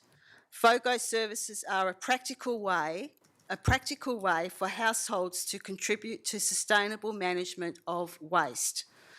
Removing this service, or at least not participating and utilising the subsidy on offer by the state government whilst further investigating more sustainable and local options, risks eroding public transport and risk eroding public trust, and is sending a message that we are retreating from our environmental commitments. Transporting FOGO material to a non-local processing facility will allow the Shire to recommence instilling household practices to reduce the contamination rates and readopting best practices in separating waste. Now, I know our residents have done this so well before, and I understand some practices about not separating household waste may have crept in recently. However, I'm sure that our residents will become more conscious of their household waste management practices without too much oversight and re-education from the local government. Retaining FOGO is not just about a waste collection service, it's about being strategic and doing our bit in diverting waste from our landfills. I remind Council of our commitment in the Shire's Council Plan 25 to 2035, which states under Pillar 2 Planet, a natural environment that is highly valued, protected and enjoyed. Objective 9 is manage waste sustainable, and it talks about, in part, delivering a sustainable and efficient waste management service that supports the environmental outcomes and meets our community expectations. Therefore, I urge Council to continue its commitment to FOGO during the period that a subsidy is on offer, that is until the 30th of September 2028, which will allow further time for the South West local governments to identify a local, long-term solution with the ultimate goal to return FOGO processing to the South West. Seconder is Councillor Dickinson. Do you wish to speak, Councillor Dickinson? Thank you, Shire President. I think that you have spoken to the subject extremely well, and I think you have covered everything that I was going to cover. I just would like to fully endorse that it is an objective set by state government, FOGO, and we need to divert our waste from landfill because of the pressures that are on landfill and on our facilities, which we are aware of in our Shire. But also I would like to remind councillors of the annual electors meeting when the community members were in here and there was very strong advocation in the discussion of the FOGO item that they did not want to get rid of it. So I would like to remind councillors of that. The subsidy period does allow a long-term solution to be found, and I know that there are discussions taking place now, and this will allow those discussions to continue and to be forthcoming. So I recommend the officer's recommendation. Thank you, Councillor Dickinson. Do I have a speaker against? Councillor Carboni. Thank you, Madam President. And by speaking against this motion, I guess I'm speaking for my foreshadowed motion, which I'll put, would like to put forward. This FOGO's pretty much been a disaster since it was implemented almost 6 years ago, I think it was. Councillor Dickinson brought up about listening to the community at our annual electors meeting. What I heard was they want their general waste service back weekly. That's what I heard. And in fact, there was a unanimous motion, I think, for that general waste service to come back and be put in place. Look, and I completely understand that there's some in the community that want this FOGO to work, to happen. But all this motion does, this officer's recommendation does, is kick the can down the road for another 2 years. And the $95 subsidy that they've proposed a few weeks ago, whenever it was, a month ago, or whatever, what does that mean today? The price of diesel's gone up $1.30 in that time. We don't even know what this $95 mean or what it's got to cost. We haven't even engaged a contractor yet to cart it to Perth. The costs of this just keep rising and rising and rising. Now, there's a few things about this FOGO. I mean, I've just been at my house in Perth in the city of Stirling on the weekend. There's 240,000 people in the city of Stirling. They don't have FOGO. The city of Coburn doesn't have FOGO. Now, you've got shires like Kwinana and Rockingham that have the FOGO, but it goes to the waste-to-energy plant that they have up there. We don't have that down here. So if they can't make it work in the Perth metropolitan area and the Peel region, which is what that 2030 strategy is all about, that area, then what chance have we got? You saw the letter that was sent out recently, and I saw it was requested in a Freedom of Information request, so it's out in the public domain. And there was 3 paragraphs that said it all. A long-term solution for FOGO will require a collective approach by South West local governments. We can't guarantee what other local governments are going to do, whether they're going to stay in, pull out, whether it'll stay viable. The state government subsidy will only be offered on a short-term basis only. That's the 2-year subsidy. After that, the full cost of FOGO processing will go back on local governments. We'll have to fund the whole lot. Now, and the third one is you need a commitment of behaviour change, and community engagement is critical. Well, we couldn't get the contamination right when we had it running for 5 or 6 years, whatever it was. We couldn't get the contamination down. We couldn't get it right, and we never had an end use for the product because of the poly things, whatever it is, and the plastic levels basically in the product. Now, there's a lack of processing facilities in the southwest area, and the state government's not going to put any funding up for Shire-owned facilities. So there's no money there to build our own facilities. So what are we then doing? We're relying on private enterprise to come up with a facility that they'll have the monopoly to. Now, if you're lucky enough to get someone else to put in a tender, it's going to take years to get their approvals in place. Yeah, to get their environmental approvals and location and site going or whatever will take at least 3 to 5 years. I know just through getting extraction licences how long it takes. Now, the Shire Dardanup, as we heard earlier today, put out a tender. It was, as was explained, it was a short-term tender. They only had a short time where we needed to get an immediate response to keep FOGO going, and it wasn't successful. But there's no guarantee we're going to get anyone to put in for a tender this time. There's no guarantee. And again, what are the costs? Everything that we've seen as far as costing goes is all assumptions. It's all assumptions. I think that's it. So, as I say, we can't guarantee the contamination levels. We're at the whim of other councils as to what their contamination levels are as well. There's no end use for the FOGO product down here. There's been nothing identified. They couldn't use it last time. And how are we going to stop people putting contaminants into their bins? People want their general waste service back, and my proposed motion going forward is that we turn the FOGO bin into a garden organics bin. I know you can't do that overnight. An investigation needs to take place, but at least we can keep the bins until we can see that we can get a garden organics. Whether we can or we can't get it going, if we can't, well, so be it. And again, we're faced with the same problem as far as contamination goes there. But I think let's go back to our original 2-bin system.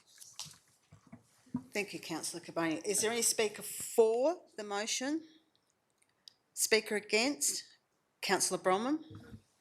Yeah, I'll speak against this through the chair. I'm not against the principle of FOGO, but in these financial circumstances, I believe it is a utopian idea that imposes costs on ratepayers for a service we are not delivering. The initial business case, if you could call it that, was implemented by the state government in the Waste Avoidance and Reduced Recovery Strategy 2030, which complies with a national document of the same name, which relies on the 3-bin system and is meant to be in place by 2025, in which the state government commits to foster. That means no money. It means we're going to, we'll let you pay for it. The FOGO system with local governments, it fosters not a commitment in financial assistance. Right? A business plan normally starts when someone has an idea on the product or service they wish to sell in a particular market. To ensure capital is not wasted, the business plan has to determine that a market exists for the product or service. All businesses have inputs, production and outputs. These outputs must meet quality requirements and be produced so the organisation can make a profit. So it has to be at a cost that people will buy it. When FOGO started, the only input was bins. There had been no real attempt to understand the quality of material or the machinery needed to process the FOGO material and material. All we had was bins. The multi-million dollar plants needed to process FOGO were left to local government to fund and no market had yet been identified. So where are we now? We collect FOGO bins and send them to landfill. The story is that this is because of contamination, which is partly true, but there is no location to store the ever-increasing pile of contaminated FOGO that must now be moved to landfill. So we've had years and years of nothing, really, and we've gained nothing out of it. Also, no funding for the machinery and plant needed to separate FOGO to the quality needed for a marketplace product is available. Trucking it to Perth is costly to our ratepayers at a time when people are feeling the impacts of financial stress from inflation, fuel prices, load limits on bridges, etc. I imagine that this is no longer viable currently. You may remember the Hands Oval debacle when FOGO was placed on the football oval in Bunbury that contained glass and then it required huge amounts of clean-up. Regional areas have the tyranny of distance, small populations that are being asked to carry the burden for the state government's aspirations for the delivery of FOGO. It simply is not within the capacity to achieve. We have been talking about this now for over 3 years with no practical result. I refuse to vote for something that puts a financial impost on ratepayers for a service that is not being delivered in difficult financial times. It is time to close the door on FOGO. It is not the responsibility of our ratepayers to pay for federal and state aspirations, no matter how well intentioned, when such a bad planning of its delivery is so obvious. Any speaker for? Speaker against? Councillor Coleman. Thank you. We've heard this afternoon a lot about community expectations and how we meet them as councillors and as staff. And I must commend through to the CEO, the staff's work on this, because trying to juggle how we proceed with FOGO is between a rock and a hard place. But at the end of the day, we've been asked to look at approving a rate subsidy, a rebate subsidy. That had to be negotiated up, and it's only for 2 years. In fact, it's only just 2 years. And then I suspect that there will be a significant rate rise for our ratepayers after that time, because it is our job to do the rubbish. At the moment, we have 3 bins that we're using, 2 of which are going to landfill because the FOGO is not effective. My understanding is if we reduce that to 2 bins, as has been previously mentioned, that too will cost our ratepayers more money, because we do have contracts in place that need to be honoured. So it appears to me that 3 bins is what we need to have for the next short term. Then we're also on this motion being asked to support the development and calling of a regional tender to establish a FOGO processing facility in the southwest region. Again, the ratepayers will be paying for that either through borrowings or through rates. Yes, it may be subsidised by grants, but I doubt very much whether that would be 100% grant funded, and it certainly wouldn't be maintained by grant funding in the long term. So I don't support this motion because we've got times at the moment people are struggling to hold on to their house. They're struggling to find fuel at this very point in time. Food costs are going up, other prices are rising. The last thing that we need to do is try and increase our impost against ratepayers by either reducing the bins or looking for subsidies that are going to vanish in 2 years' time, presumably, or look for a processing facility that we're going to have to fund. So I speak against this on behalf of the ratepayers. Thank you, Councillor Coleman. Do I have a speaker for? Speaker against? All right, councillors, I will do my right of reply, and I just want to reinforce that ceasing FOGO services is not simply, this is simply not a pause. It will be a step backward that will be very difficult and costly to reverse or reinstate if we wish to go down that path in the future. The current state government subsidy provides a valuable window of opportunity which will allow ourselves and other local governments to further investigate a local long-term solution. And I'm very cognizant and remind councillors of our commitment in our council plan in relation to the management of waste and the impact it has on our environment. Having said that, councillors, I'll put this officer's recommendation, noting that there are 2 foreshadowed motions coming up should this be lost. So let's put this one to the vote. All those in favour? 1,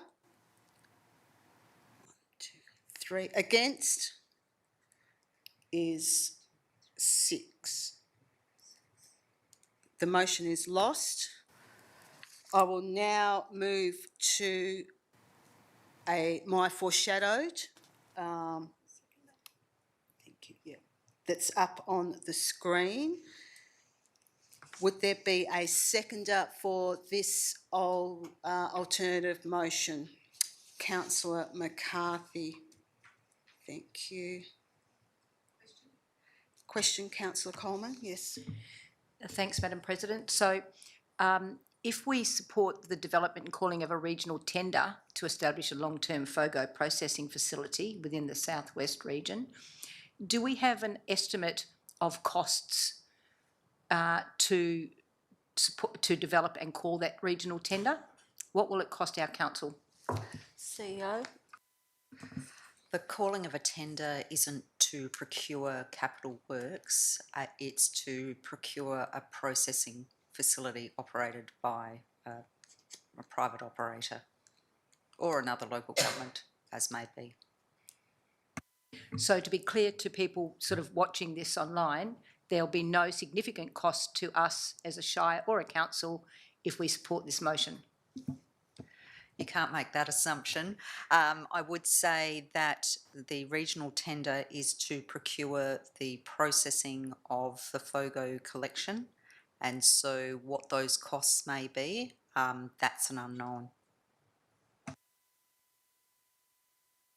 Question, Councillor Bromham? Yeah, staff have been discussing this for about 3 years, so I'm wondering what type of resolution you've actually come to. In regards to? In regards to FOGO and the development of the processing plant. In regards to a tender? In regards to a tender and the development of a processing plant.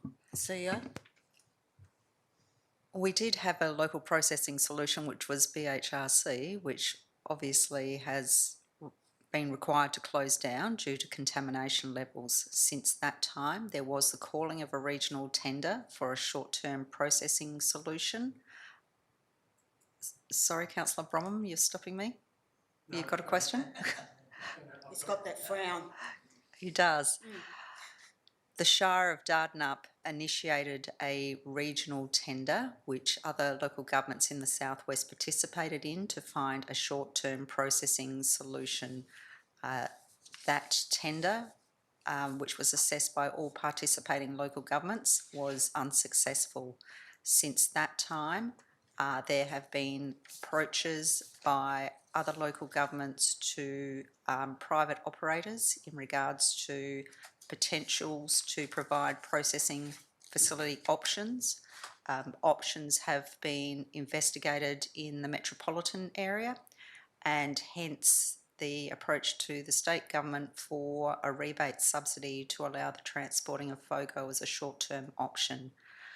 In regards to a longer-term FOGO processing facility, there have been overtures from private operators that may be interested in establishing facilities in the southwest region, but obviously none of those are in place at the moment. I'll now speak to my alternative, unless you have another question, Councillor Bromham. I just wanted clarification, because it was my understanding that some of the issues with FOGO wasn't only contamination, but we had no marketplace and Banksia Road became full, in fact, over full. And I believe that was one of the major issues. So we were having a product that could go nowhere. That's correct, but the reason why BHRC ultimately stopped processing FOGO was because of those contamination issues. I have a mover, who is myself, of course, and Councillor McCarthy, I think, was the seconder. Thank you. And as I said initially, I'm very, very conflicted about FOGO. So I see this alternative motion as a reasonable option moving forward. I've considered the costs associated with transportation and the processing of potentially contaminated material that once received at the non-local processing facility or metro facility, the contamination cannot be associated with a particular local government, and I see that as not being feasible moving forward. I consider this, and I believe through staff briefings that this has the lesser financial impact on our residents to continue the collections of a third bin whilst we still pursue a regional tender seeking a suitably qualified local contractor to remove and process FOGO and to commence that as soon as possible. So this option will see no change to the existing services with no additional or minimal costs. It essentially negates paying for what I perceive and anticipate a potentially more expensive option of transporting to a non-local processing facility, but it still allows the CEO to work with other southwest local governments towards a longer term and more sustainable option for processing in the southwest. The State Government Waste Avoidance and Resources Recovery Strategy 2030 is structured around investment and diversion targets based on metro scale and density. There is limited consideration given to regional processing and the logistics involved in that processing. Therefore, I've also put in there, there is still that need for strong advocacy around supporting the regional local governments in delivering this state government initiative. So I ask councillors to consider this alternate motion as an option for moving forward. I am cognisant of the community discussion around you've got a lime green bin, but you are not delivering FOGO. I'm very cognisant of that, but I'm sure that our community will understand that we and staff are working very hard in this area to come up with a local solution, and I believe that this will give us breathing space with minimal impact on our ratepayers moving forward. So I ask councillors to support this alternative. Councillor McCarthy is the seconder. Did you wish to speak? No, I have nothing further to add that hasn't already been said today. Is there a speaker against this alternative? Councillor Carboni. Thanks, Madam President. I think to continue with this or to continue as is a public relations disaster. Ratepayers paying for a service that we're not delivering on, basically. And as was stated before, our community wants its general waste picked up weekly, and all this says to the community is put your dirty nappies in the FOGO bin, and then you'll get your general waste collected every week. That's the message this sends out. You want your general waste collected every week, put it in the FOGO bin every second week. And why would we continue picking up a third bin when it's only the general waste? I mean, I wheel my FOGO bin out. There's lucky if there's 2 little bags on the bottom of it each week. So I think it's time to call it, guys. I really do. And like you said, Councillor Campbell, I've been quite conflicted on this as well. But I really think it's time to call it. I just don't see a long-term solution for this in the southwest. And unless we had a waste to energy plan here which takes the risk out of it, of the contamination, out of the plastic stuff that's in it, of the baddies, the council's always going to be at risk. And I'm talking long term here. If a processing facility is found out in the long term, no provider's going to take the risk. The risk is always going to be put back on the council. And do we want to open ourselves up to litigation? We've already had a letter or an email from someone who put this stuff on their property and wanted compensation. So I think it's time to call it, and that's why I have my foreshadowed motion. Thank you, Councillor Carboni. Do I have a speaker for Councillor Coleman? Thanks, Madam President. And I think like the rest of us, we've been quite conflicted with all of this. However, I think this current motion would be the best thing for our ratepayers, and I say that for the following reasons. If we go to 2 bins, as has been suggested, the cost of the waste will go up because we have contracts that need to be honoured. Whether or not we collect the bins, we have contracts that need to be honoured, so that will increase ratepayers' costings. The fact that they might put their putrid waste into their FOGO bin knowing it's going to landfill every 2 weeks, so be it. That also, from a reputational point of view, assists our ratepayers, and it also saves our reputation with the collection contractors of the 3 bins, because they also have families and businesses to run. So as much as we don't like it, as much as I don't like it, I think this is probably the best of our situation at the moment, that we can proceed. We continue to divert to landfill. It meets our community expectations. It meets their costing expectations in hard times. It saves our reputation with the contractor, and we still are looking for a long-term processing facility. So I think it meets all of those objectives. A speaker against? Councillor Bromham. Yeah, as I said earlier, I just don't believe people should have to pay for a service that's not being delivered. I mean, the fact that it's going to landfill and you've got 2 bins going to landfill instead of 1 is, in my mind, ridiculous. I mean, I think the aspiration was good, and I'm sure, and I like you, were conflicted in that area. But at the end of the day, someone has to have the courage to call it and say, it's time that we don't just hit our ratepayers all the time to pay for a service we're not providing.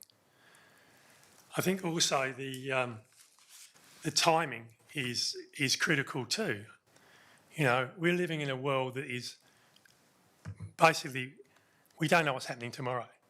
So the costs of all these things could go through the roof. We don't know that.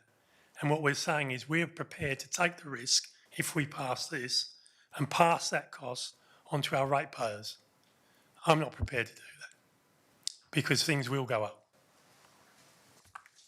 Speaker 4, Councillor Dickinson, and Councillor Bromham, if you turn off your mic so I can't hear mumbling. Thank you. Councillor Dickinson, thank you. Thank you, Madam President. I would just also like to clarify, I'm for this alternative motion, but I would also like to clarify a couple of items that Councillor Carboni mentioned. Currently, the South West is not allowed to send any waste to energy. It's only for the metropolitan area, and you have to have contract obligations to that. So that's not an option for us. So I think it creates a bit of a false impression by mentioning it that we're able to consider that. And also, as we have been told previously on numerous occasions, the metropolitan area does have a waste levy while the South West doesn't, which also affects their costings of managing waste. But I think for us to continue to look long term, and this addresses our current costs, but I think we've also got to look at it long term. We have to keep the option of FOGO on the table for the long term waste management of our shire. If we decide not to go down the avenue of any FOGO service, then what's the cost going to be if and when that is demanded by the community to be re-implemented? At the moment, we can keep the current status quo, and with this alternative motion, it addresses the concerns at the moment, I believe, and will allow us the opportunity to make a more informed decision when we have more information. And this is very much a continuing, changing environment. Waste generally is a continuing, changing environment. But I think we need to have as many options as we can on the table, and we need to adopt this alternative motion.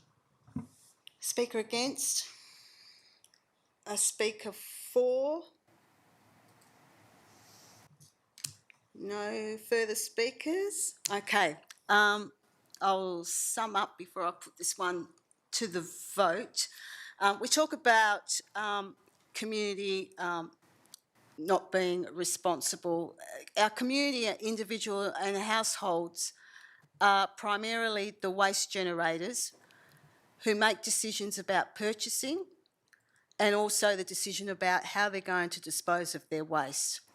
Therefore, the community has a key role to play in avoidance of waste. So I think we should give the community credit and advocate that they maintain that processing of organics and using the FOGO bin correctly to maintain the habits. And sure, there may be some that misuse the bin, but at the end of the day, they are responsible for the management of their waste. They're responsible for what they put in to the 3 bins. My understanding is that this option will have minimal financial impact on the current costings to our ratepayer. It enables the Southwest local governments to still investigate options moving forward. It asks for a report to come back in 6 months' time, or unless something else happens before that. I've asked the CEO to bring a report back so that we can further consider it. And I think it's very important that myself and the CEO continue that strong advocacy to the state government. I am really sick and tired of the state government pushing this responsibility and costs down to our ratepayers. At the end of the day, they're responsible for the management of waste. It's far too expensive and for the local governments to carry out this role. So I ask councillors to consider this and vote for this alternative motion, bearing in mind that we have another alternative should this one not be successful for your consideration. Having said that, let's put this one to the vote, councillors. All those in favour?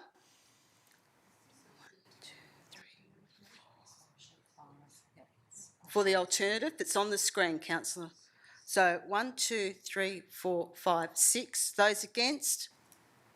3 against. This one is carried 6-3. Thank you, councillors, for that robust debate. Let's see how we go. All right, moving on. I'll now move into item 12.2.4, which is the provision of new playground equipment for Yarloop, Binningup and Treendale. We have an officer's recommendation here. Do I have a mover for this one? Councillor Coleman, thank you. A seconder? Councillor Hitchcock.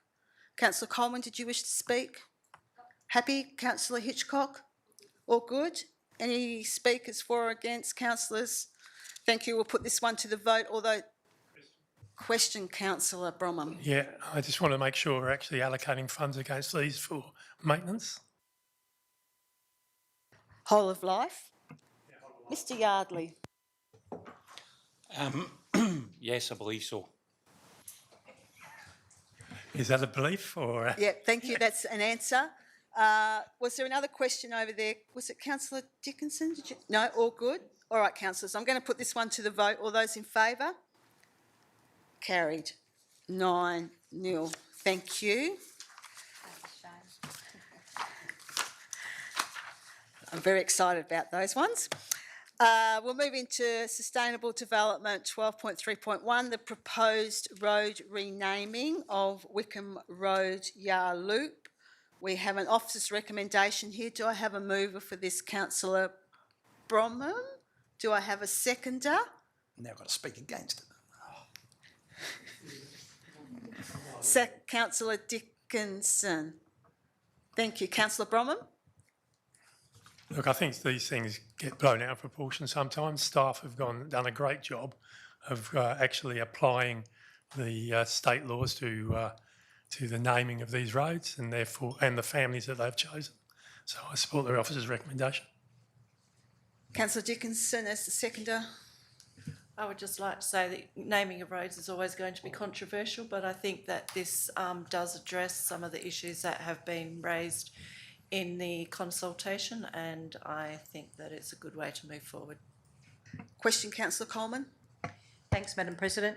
At the agenda briefing, I did ask if the could be considered the Vivian Wickham Road, because the Wickham family has put in a number of suggestions, and it was going to be a consideration. I see that it's not, so just wondering if we could, why that was. Was there a reason why Vivian Wickham Road was not applicable? CEO?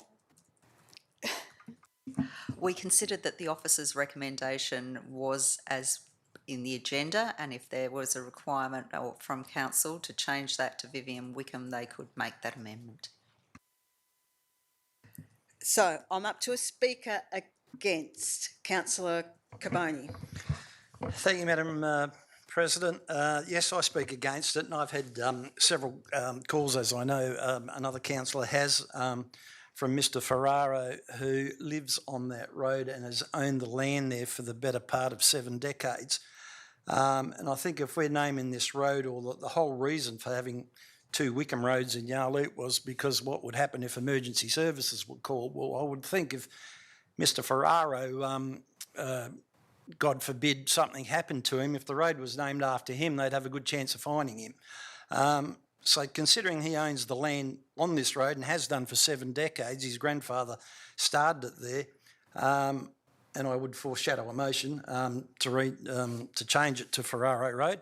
I think it should be named after him, and I think it's a great tragedy, for the want of a better word, in this shire that we haven't recognised the hard work and history of Italians in this shire. The first time I can remember it done was the naming of a park just recently, the Dom Celesano Park. But the Italians in this shire have a long and strong history, and it's time we recognised them in this shire. I think Ferraro Road is the appropriate name for the landowner on that road that's been there for over 7 decades. Question, Councillor Coleman. Yeah, I was just looking through the officer's report, and it says Ferraro Road. Vincenzo Ferraro bought the adjoining Wickham Road in 1963. Question? So that's fairly recent in compared to the Wickham families that have been there for hundreds of years. Why would we? The question is, why would we support a more recent one than another one? I'll leave that. We'll see how the debate goes, how the vote comes out, and then Councillor Carboni has foreshadowed Ferraro. So if this one doesn't get up, then we can have that question or that considered. Councillor Coleman. Councillor Holly, are you speaking for or against? Just a quick question, if I may. Yes. Because I can't see the officer's recommendation that well. And I was wondering, could you quickly read it out, please? I most certainly can. So that Council 1 approves the following names for future use within Yar Loop. A, Montague Wickham. B, Tippett. and C. Vivian. And the second part of the motion is request Landgate's Geographic Naming Committee approve the renaming of Wickham Road Yarloop as Vivian Road and provides an alternative name of Tippett Road. Okay, thank you very much. Thank you, Councillor Holly.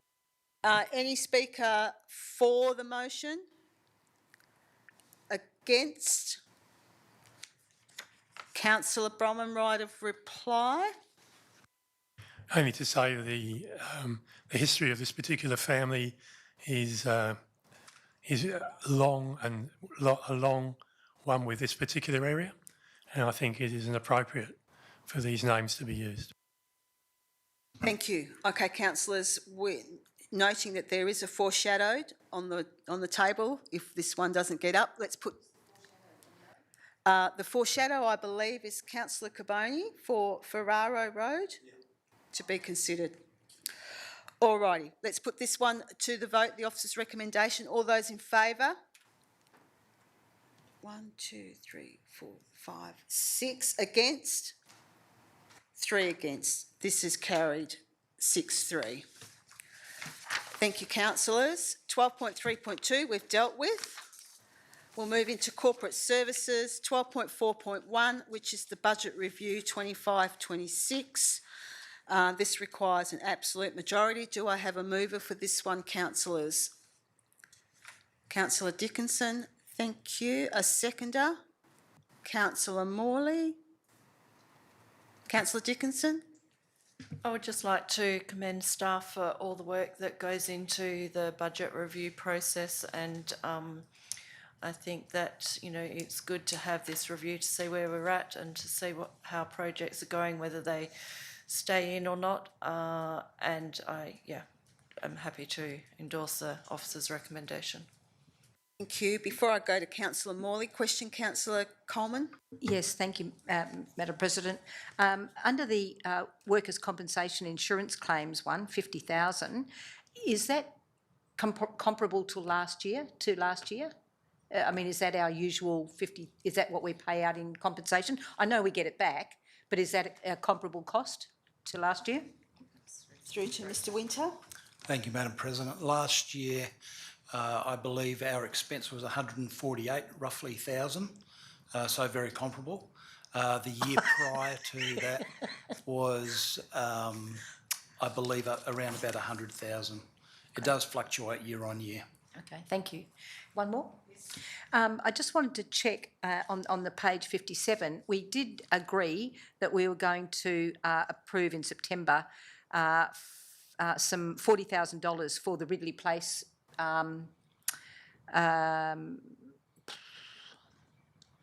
design and site works and costings. But a couple up from that, we also got another $40,000 in expense for unallocated works at Ridley Place. So I'm just wondering if that's a double up or whether in fact we are spending 80,000 on that. Mr. Winter, are you able to? Yeah, thank you, Madam President. I don't believe it's a double up, but I'd like to take that on notice if I can. Sure, thank you. Okay, Mr. Morley, Councillor Morley as seconder. Okay, any speakers for or against in this one? Requires an absolute majority. I'll put this one to the vote. All those in favour? Carried by absolute majority. Thank you, councillors. 12.4.2, which is payments for February 2026. Do I have a mover for this one? Thank you. Councillor Coleman, thank you. Seconder, Councillor Hitchcock. Likely to be any discussion? We'll put this one to the vote. All those in favour? Carried 9-0. Thank you, councillors. 12.4.3, financial statements as at the 28th of February 2026. Do I have a mover? Councillor Coleman, thank you. A seconder, Councillor Dickinson. Any discussion, councillors? Councillor Bromham, question. Just looking at the two graphs here, when we're looking at our expenditure is fairly low and our income is just below the budgeted amount. And I'm just wondering why our expenditure is so low. Is that because we haven't done certain works? Thank you, through you, Madam President. That's correct. The capital works that we undertake, typically we don't complete them all. We include them all in our budget. The revenue side of it, we will receive grants and the like, or loans and transfers, and so the revenue looks correct. But the works, I think in the comments there, we included that there was a low number of completed works, but there's also a delay in invoicing as well with all projects. Projects that aren't completed will either fall into the following financial year or be dealt with as part of the Forward Capital Works program. All right, we've got a mover, Councillor Coleman, seconded Councillor Dickinson. If there's no discussion, let's put this one to the vote. All those in favour? Carried 9-0. Thank you, councillors. Community and lifestyle is nil. We'll move on to the elected members' motions, of which previous notice has been given. This is Councillor Carboni's. I'm assuming, Councillor Carboni, you'll move this one. Seconder, do we have a seconder? Councillor Bromham. Councillor Carboni, did you wish to speak? Yes, and I'm cognizant of the time, Madam President. It's a simple one, and it's been brought up before. There's been a request from the Brunswick community to put potable drinking water down at the pool area, which is very well used these days. There's always people there. So it's not a duty, but it's usually a Shire thing that we put drinking fountains in most of our parks, and we've certainly got them in just about all of our parks, and I think it's a low-cost budget item, that's something we can fulfil. Question, Councillor Coleman. Thank you. My question is, my understanding is that there was a new fence put across the road there, and therefore children were jumping the fence to drink at the bowling club. So if that's the case, why don't we just put a gate in the fence instead of building a drinking fountain? Are you in a position to answer that one, Councillor Carboni? Well, I don't think the bowling club are very happy with everyone coming to the bowling club all the time to get drinking water when they're holding bowling tournaments and that. Thank you. Okay. Councillor Bromham, seconder. Yeah, look, I think this is a practical solution once a fence has been put up. And, you know, it's all about hydration for children when they're swimming and having fun. So, yeah, what a good idea for our community. All righty. If there's no further discussion, Councillor Holly. I was just wondering, with this, someone said that it's a lower cost. Can we do a bit of an exercise on this and get two quotes? One for the Shire and one for just a one-person show? I'll put that question through to the CEO. Councillor Holly, we need to go through our normal procurement processes, so that's how we will approach this. Bugger. Okay, thank you. Thank you, Councillor Holly. If there's no further discussion, we'll put this one to the vote. All those in favour? Carried 9-0. You'll keep that Brunswick community happy there, Councillor Carboni. Notice of motion for the following meeting is nil. Reports of members are there. I'm going to go around the room quickly. Are there any other reports from members? No. Thank you. New business of an urgent nature introduced by decision of meeting is nil. Matters behind closed doors is nil. Been a long meeting. Thank you for your robust discussion, councillors. I declare this meeting closed at 6.